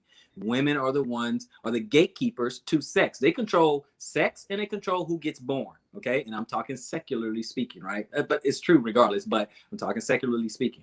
So what I mean by that is that men adapt. Gone are the days where women are requiring a man to marry them before she gives it up. Okay. We're not talking about a crime. So I don't want to argue from any extremes, no extremes. We're talking about regular people, regular man, regular woman getting together here in America. That's all we're talking about. Women used to be virtuous to the point to where it was required. She would require, hey, are you going to be my husband? Are we going to get, okay, let's get married. Okay. No sex before married. What do we say to women? Marry before you carry. That's accountable for both people, isn't it? If a woman is actually marrying before she carries, that means she's got married and then she had a child. That means the guy, married her first before he got her pregnant. So that's already accountability on both parts. But let's not forget that the woman has the access to the sex. So if he can't spit some words, if he can't have some sweet words in game, if he can't some swag, if none of that stuff worked, and she said, I don't care what kind of car you drive, I don't care what kind of house you have, I don't care about any of that, or we getting married before we get in the bed. Guess what men have to do? They have to adapt. It's just that simple.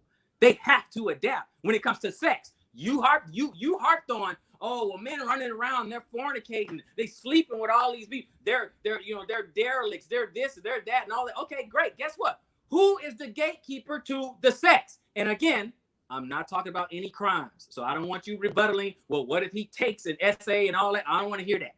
Okay? None of that. We're talking about regular, no crimes. The woman says whether or not the man can have sex with her. And the first thing you said, trying to hold the guys accountable, this is blue pill. First thing you said, oh, guys, they need to keep their legs closed. Most guys don't have women beating on the door saying, oh, please lay down with me. The average guy doesn't have that. The average guy is trying to get sex, but the average guy don't have that. But the average guy is trying to get it. So the average guy's DM is not loaded up with people trying to sleep with them. But the average woman's DM is.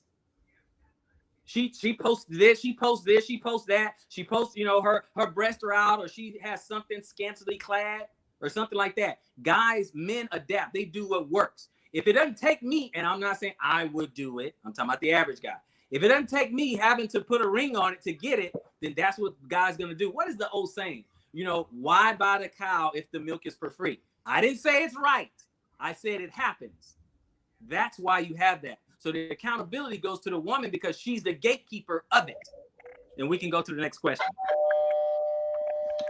Okay. All right. So this question is basically regarding what are women looking for in a man, right? And I guess I would want to ask Zadok this question first. So I'm not going to say this is every woman, but a lot of women say they want a tall man. They say the 3 6s, and I ain't gonna say what they all are, but 6 feet, 6 packs, and another one. That's what they want. And 6 figures. So I think it's 4 6s, 6 figures, right? That's what most women want. The women with children, the women that are divorced, the women overweight, the women in shape, they all want that like high value man, right? what would your advice be to the brothers that aren't 6 feet, that don't have 6 inches, that don't have a six pack? What would your advice be for them in order to be able to start a family and just be successful in a long-term marriage? Or to even be able to get a woman? That generalization don't represent all women. So because of that, at the end of the day, bro, it's you put it like this. I'm not sure I presided over any marriages that a guy looks like that. So at the end of the day, outside of this representation, like that's what all women are clamoring for. If a woman come to you, brother, and you don't fit that, and you think you gotta, hey, I got a chance with this chick, and she telling you, hey, you gotta be 6 feet tall, and you 5'4".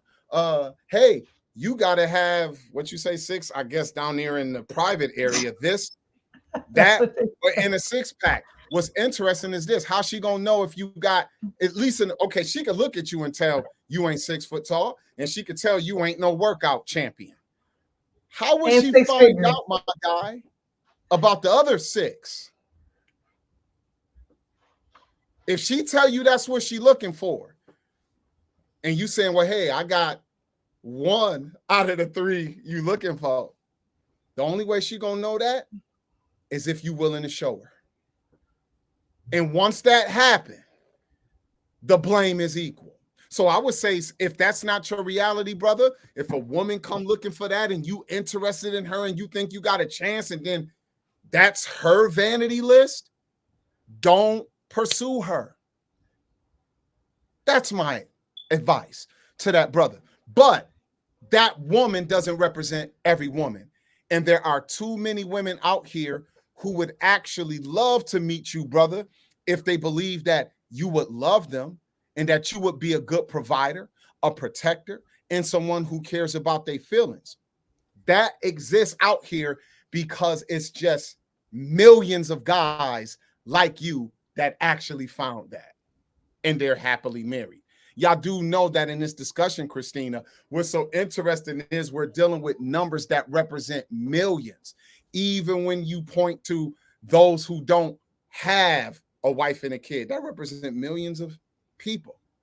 Do y'all know that even when you point to the men who are married, that represent millions of married men? And when you point to the cats who out here running around, and I guess they would call them the Pookie and the Ray Rays, that's millions of men. So guess what? Don't get so caught up in the stats that you think that represent 2,000 guys in America.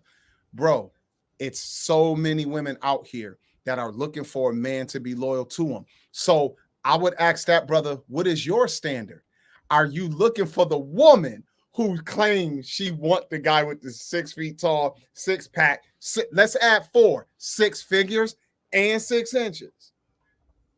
Or are you willing to ignore that woman, and you're not just living your life based off of a fantasy, brother, and you obsessed with a woman who don't want you, and you chasing a woman who once she done told you what's up, and you gonna still chase after her like a puppy, and now she take advantage of you? Bro, why would you set yourself up for that, homie? Too many women out here. All right, Robert Reed. So what would you say to the brother out there when he's running into women that are saying, I want 6 figures, 6 feet, 6-pack, and 6 downstairs? All right, and thank you for restating the question, because I want to answer it, succinctly as possible. I want to be direct at that question. What do you say to a brother like that when women are asking for that? One of the things I would say is increase your status, period, in every way possible, in the area that you can control. For instance, you're out of shape, get in shape. You don't have much money, get your money up. Okay, get your weight up, stack your chips, stuff like that. So in take self-care, take care of yourself. Okay, become a person of value. Okay, become a person of value. Because if we look at it, yeah, most women in the modern dating market, they do ask for all those 6s. They do. But what you can do to combat that is become have a higher status. Here's the proof of that. Not every man is over 6 feet. Okay, only 15% of men are over 6 feet tall. Okay, so not every man is 6 feet. But look at those who have status. Let's say someone like Tom Cruise. He's like 5'7". Okay, he's not 6 feet. Okay, so and he wouldn't have a problem finding finding a woman. You see what I'm saying? Let's say a person like Martin Lawrence. He's not 6 feet. Okay, let's go. You can go old school. A person like Sammy Davis Jr. I know that's way back, but I'm saying he's like 5'5". He's not, he's not 6 feet. Okay, status was very high. Okay, Bruce Lee, not 6 feet, status very high. All this, Jackie Chan, not 6 feet. You see what I'm saying? So all the people, look at all the people. Most people are not 6 feet, but there are a lot of them. They won't have an issue with finding a woman because their status is high enough. Now, I'm not saying that you have to be a celebrity. You don't. All you have to do is increase your value, raise your status, make more money, stack your chips. Doesn't mean you got to be rich. Doesn't mean you got to be rich. You just got to have more than her. Okay? You got to have more. And I'm not talking about a specific her, because if you're not 6 feet, you can't make yourself 6 feet. I'm talking about in general, you can be more attractive to women. And then last but not least, do those things. Okay, increase your value, pursue your purpose. Don't make your focus women. Pursue your purpose. Okay, protect your seat along the way. And you hear me say that in my closing. And after you do that work, get yourself a passport, and instantly your status goes up.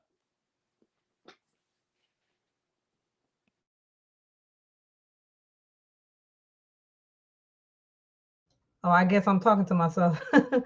All right. So this is what we're gonna do. I don't have any more questions. You guys pretty much answered everything, but I do want to give each one of you time to give a closing statement. Before I go to the closing statement, Zadok, Reed, do y'all have anything else you want to ask each other before we close this thing out and allow you guys close it out? Anything you want to address? Anything you feel like? I'm good. You ready to close it out? All right. Okay. So this is what we'll do. We'll have Zadok. I was supposed to give everybody 10 minutes, but we kind of went over. So we'll just cut it down to, I think 7 minutes. I don't need that long, sis. Yeah, just give me like 3 minutes. All right. 3 minutes it is. All right, Zadok. So the floor is all yours. I'm going to say this. I took this discussion tonight because I felt that there's a lot of weakness in this so-called red pill discussion when it comes to their generalization of women.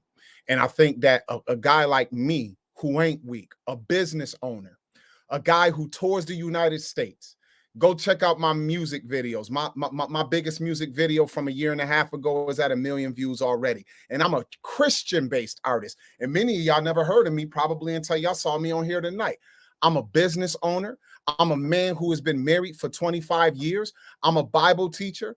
I got cats who meet me around the country every other month, or no, about every 3 months. We meet in different cities where I go and encourage men. I walk through communities. I go to communities I ain't from. I'm the dude you find in the south side of Chicago. I'm the dude who went to the Pork and Beans projects with my brothers out there in Miami, preaching the gospel in those communities. So even though I can have a secular conversation, I don't want y'all to understand or get anything misconstrued. Y'all see this here? God's goon. That's what I represent. My worldview is not simply me trying to blame woe is me. Y'all know when my life got better when I changed. So I agree with my brother Rob in this. Hey, brother, increase your value, but all of our value ain't the same. All of our value isn't the same. I'm telling you that, brothers, when you focus on yourself and you get yourself in order with your maker, then the scripture tells us that a prudent woman is from the Lord. So when you tell me what's happening in the world, I'm not surprised that the world got so many issues, male and female. But I think I threw a dagger at the red pillars tonight. It's a whole bunch of pseudo red pillars who aren't traditional men. They want the woman to be traditional, but they're not fully traditional. They're not waiting for marriage. A lot of red pillars are out here hoeing. Now, if this don't fit you, if I threw a rock and it hit you, I wasn't trying to miss you then, right? So that rock don't hit who it don't fit. Brother, if you red pill and you claiming you want a traditional woman and these modern women are foul, don't get caught sleeping with modern women. And until you find a traditional woman, you building your body count with modern women, because to you already know they're not looking for you to commit to them. They got their own money. They're not looking for you to be this, that, and the third. So if you are this red pill, that you claim you are, then you can't be found being a hypocrite. And to the guys who would claim they blue pill, meaning that, hey, you don't think that there's too much wrong with the women and it's all the men's fault. That's as false as a damn $3 bill. If it ain't if you hand me a $4 bill and I'll say you make sense.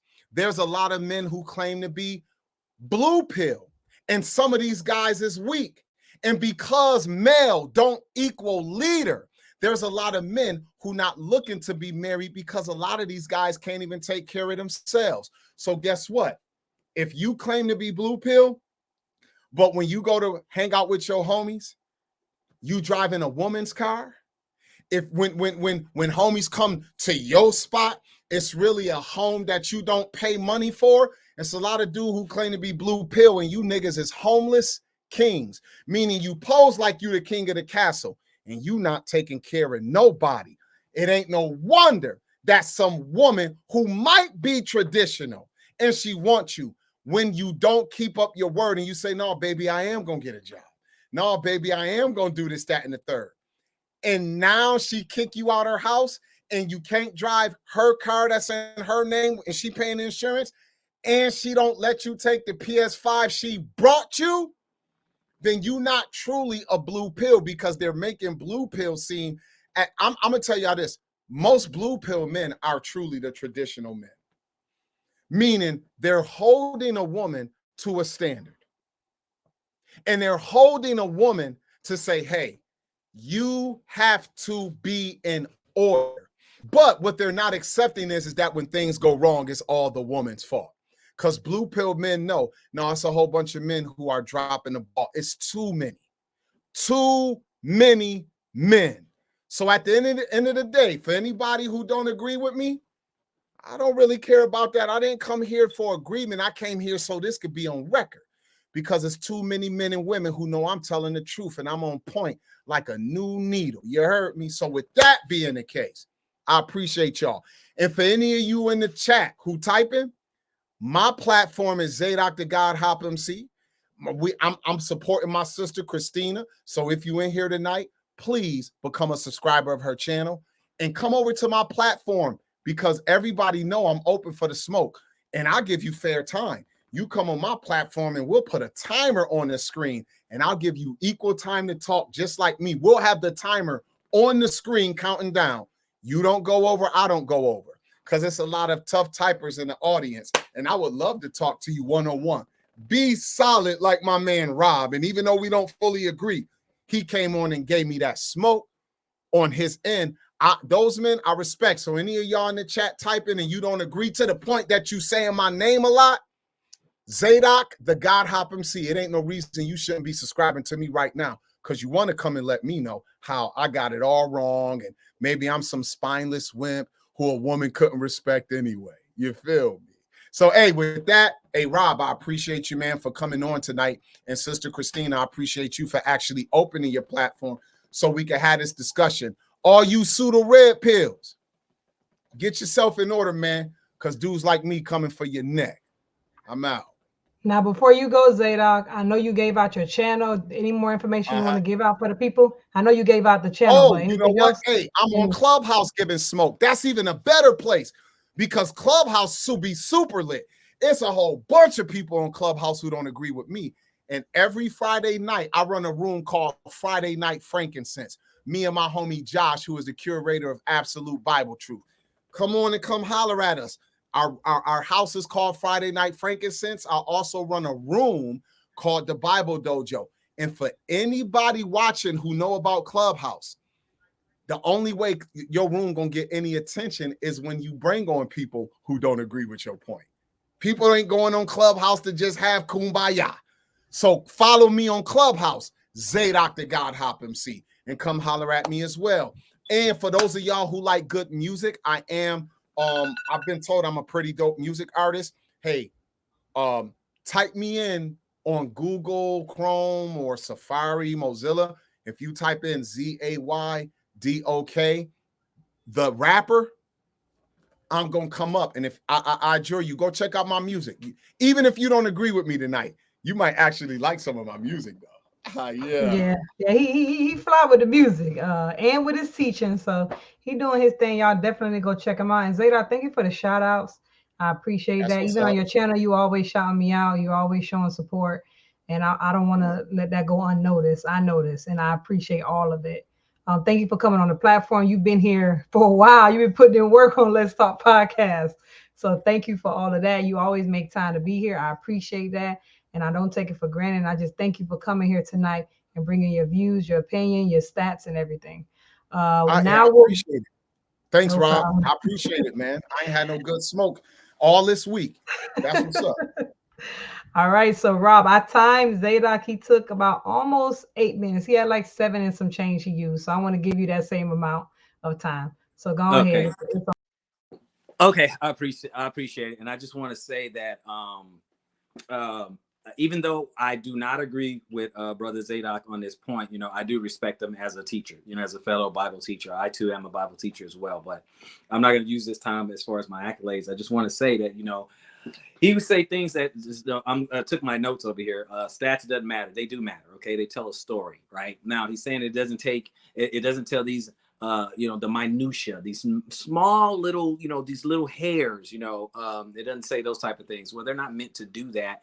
And they're proving another point, right? It's a completely different point. Like I said, the 51% is just who's available. Never said that they're all righteous, never said that they're all good or whatever. It's for those that where are all the men? Well, if I'm telling, if a woman is saying where are all the men, and I'm saying, well, 51% of men are not married and they don't have children. What I'm saying is that there are available men. I didn't qualify them if they're good, bad, or indifferent. I didn't qualify that. I'm just saying that they're there. Okay. And as far as vetting, you should vet men, period. Okay. You should, you should vet men, whether it's a father vetting a man for his daughter or the woman vetting a man, you should vet a man regardless, of the availability pool. So, we go from there. Now, he had mentioned, Kevin Samuel, right? This whole red pill movement isn't a morality movement. Okay. And again, I've already said multiple times, and I'll say it again. I'm not supporting adultery, which is a man sleeping with another man's wife. I'm not supporting fornication or anything like that. But what I'm saying is that red pill is not a morality movement and it's not a religious movement. Okay. We've read the definition. Okay. We read those things. Okay. It is just dramatically different information, right? You just wake up. You're like, oh man, I thought that most black men were criminals. And you find out that they're not statistically. Oh, I thought most black men are just baby daddies and have 4 or 5 baby mamas. And you look at the stats and you find out, okay, that narrative is a lie as well. You see what I'm saying? That kind of thing. Oh, black people, they don't, they don't have an education or whatever. And you see that that's not true, Oh, black people, they haven't invented anything. It's what I'm saying is this. What I'm saying is, the information, when the information comes forth, you wake up. Okay. It's an awakening. That's really what it's about. Right. So again, it's not a morality movement. So he's talking about Kevin Samuel, and saying his life. Well, he wasn't our moral guide whatsoever. This guy was uplifting men, telling them to wake up and be like, brother, you are the prize. Make something of yourself. But they don't listen to that part. They just they listen to the part blue pill. The blue pill community listen to the part where a woman got triggered, and you go from there. A lot of things from the blue pill side, and a lot of things that my opponent Zadok was saying was a bunch of word salad, right? No real definition of what you should do different, right? And then we're trying to shade it over to stop fornicating and stuff. But that's why I said, okay, there would be no fornication if women just said, hey, if you're not marrying me, you might as well keep it pushing, brother. And guess what? Men adapt. They just said, okay, well, I'm not going to even give me play. Now, remember, some men, they're going to be like, okay, well, I can't sleep with her because she said I got to marry her and I ain't got time for that. So he's going to move on, right? But she just preserved herself. Now, let's just say if women collectively said that, girls, let's unite. If they're not putting a ring on it, if they're not committing to us, we're not having sex with them. Men will adapt. That's just how it works because they are the gatekeepers of it. Okay. So I'm not talking about anything immoral. What I'm saying is the red pill is that you want to get, you get this information so that you have a different perspective and you start living in reality instead of this delusional matrix that modern women are living in. We're talking about modern dating, modern marriage and things like that. And I say stay away from modern women, period. Now, as far as, and his definition clearly of blue pill is way off. Now, in the beginning, he said something and most of it was correct. What he said at the end regarding that, they blur the lines. He conflates the two. That modern man, modern traditional, and all of it like is all the same. No, it's not all the same. That's why relationships are not working, because it's not the same. If it was the same, it would work. It's not the same. Okay. So he's talking about, and then he's talking about, men or this and that or whatever. First of all, men has never been really required of women. Women never really required a man to be a virgin. Men have required women in the past to be virgin. That's why we talk about this whole body count thing and having a very low body count. But women traditionally, you ask them, what do you look for in a man? None of them say virgin.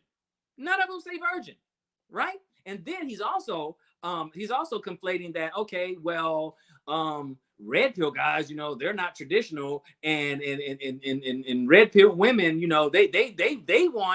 they want red pill men, they want women to be traditional, but they themselves not traditional. And then he put it on, sex, but he didn't put it on what a traditional man actually is. See, a traditional man is a masculine man who is a protector. He's a provider. He's a leader. Now, if he's not those things, then yeah, he's not ready for marriage. But what I'm saying, he didn't go on what's traditional of men.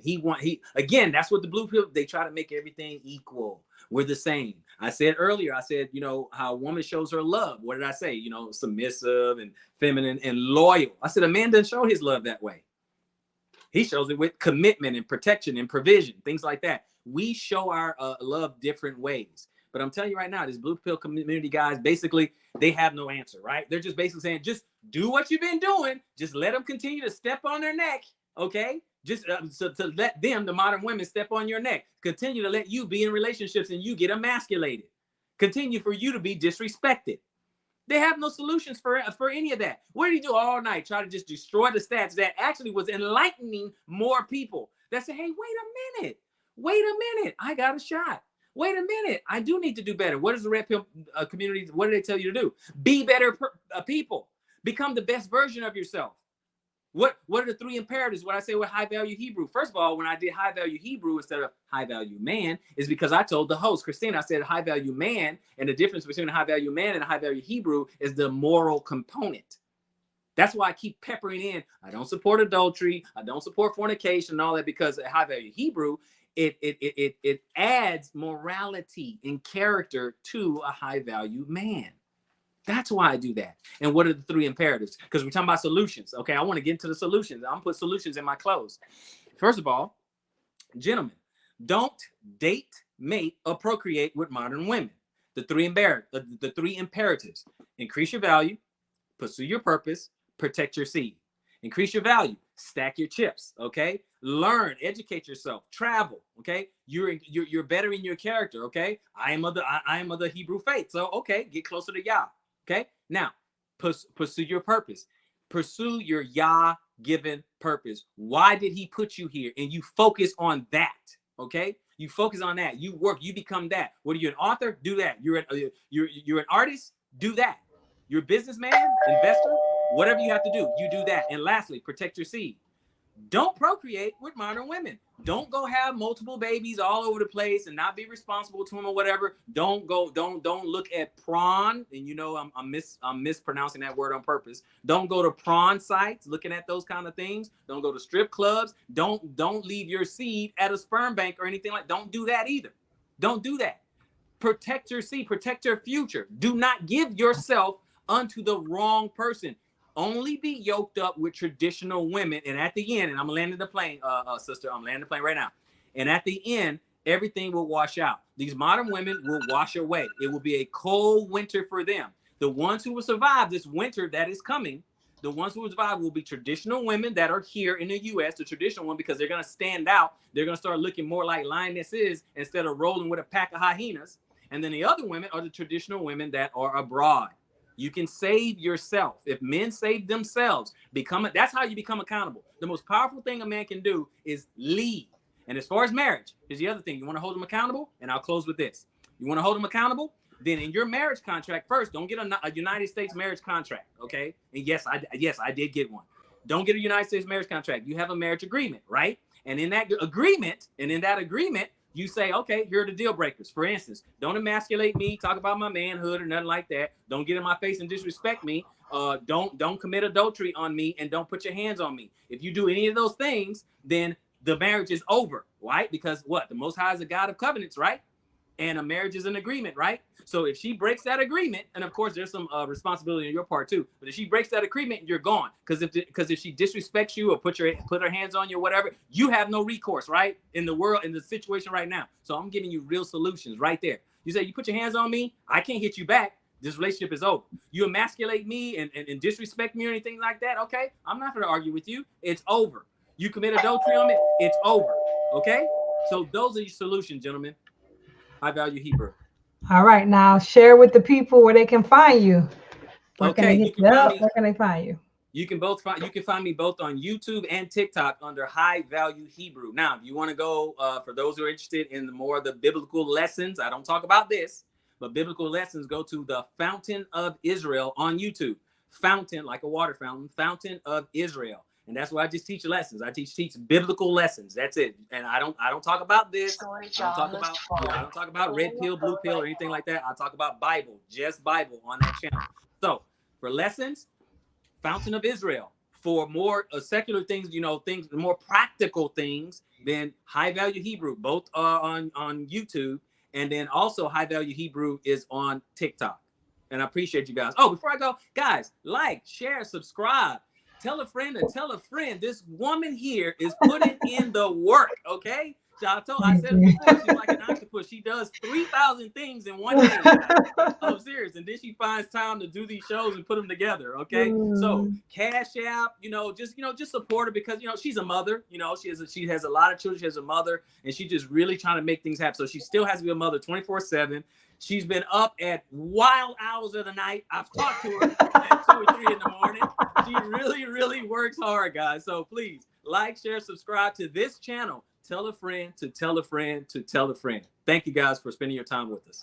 Thank you, thank you, thank you. Thank you, guys. Thank you, Zadok. Thank you, Robert Reed. I appreciate everybody. If you guys like what you saw tonight and you want to donate and you feel like you want to give something to the channel, definitely go to Cash App. Let's Talk Podcast 55. I want to give a shout out to Blacktastic. He sent $10 to support us and support our channel. I appreciate the love. I appreciate the support. Thank you guys again. Like and share. Also, you guys, we got a relationship show coming up. We're always talking about red pill and blue pill and passport bros and, what's the Black community doing wrong and what can we do better? Well, we actually have a Black couple. I hate to call it Black couple, but, that's the term. We have a couple that's going to be coming up on the show next Sunday, 6 p.m. Eastern Standard Time, and they're going to be talking about gender roles. What does that look like? Are people still subscribing to that type of idea? So make sure you guys come back here next Sunday, 6 p.m. Eastern Standard Time. Till then, hit that comment section up. Let's talk.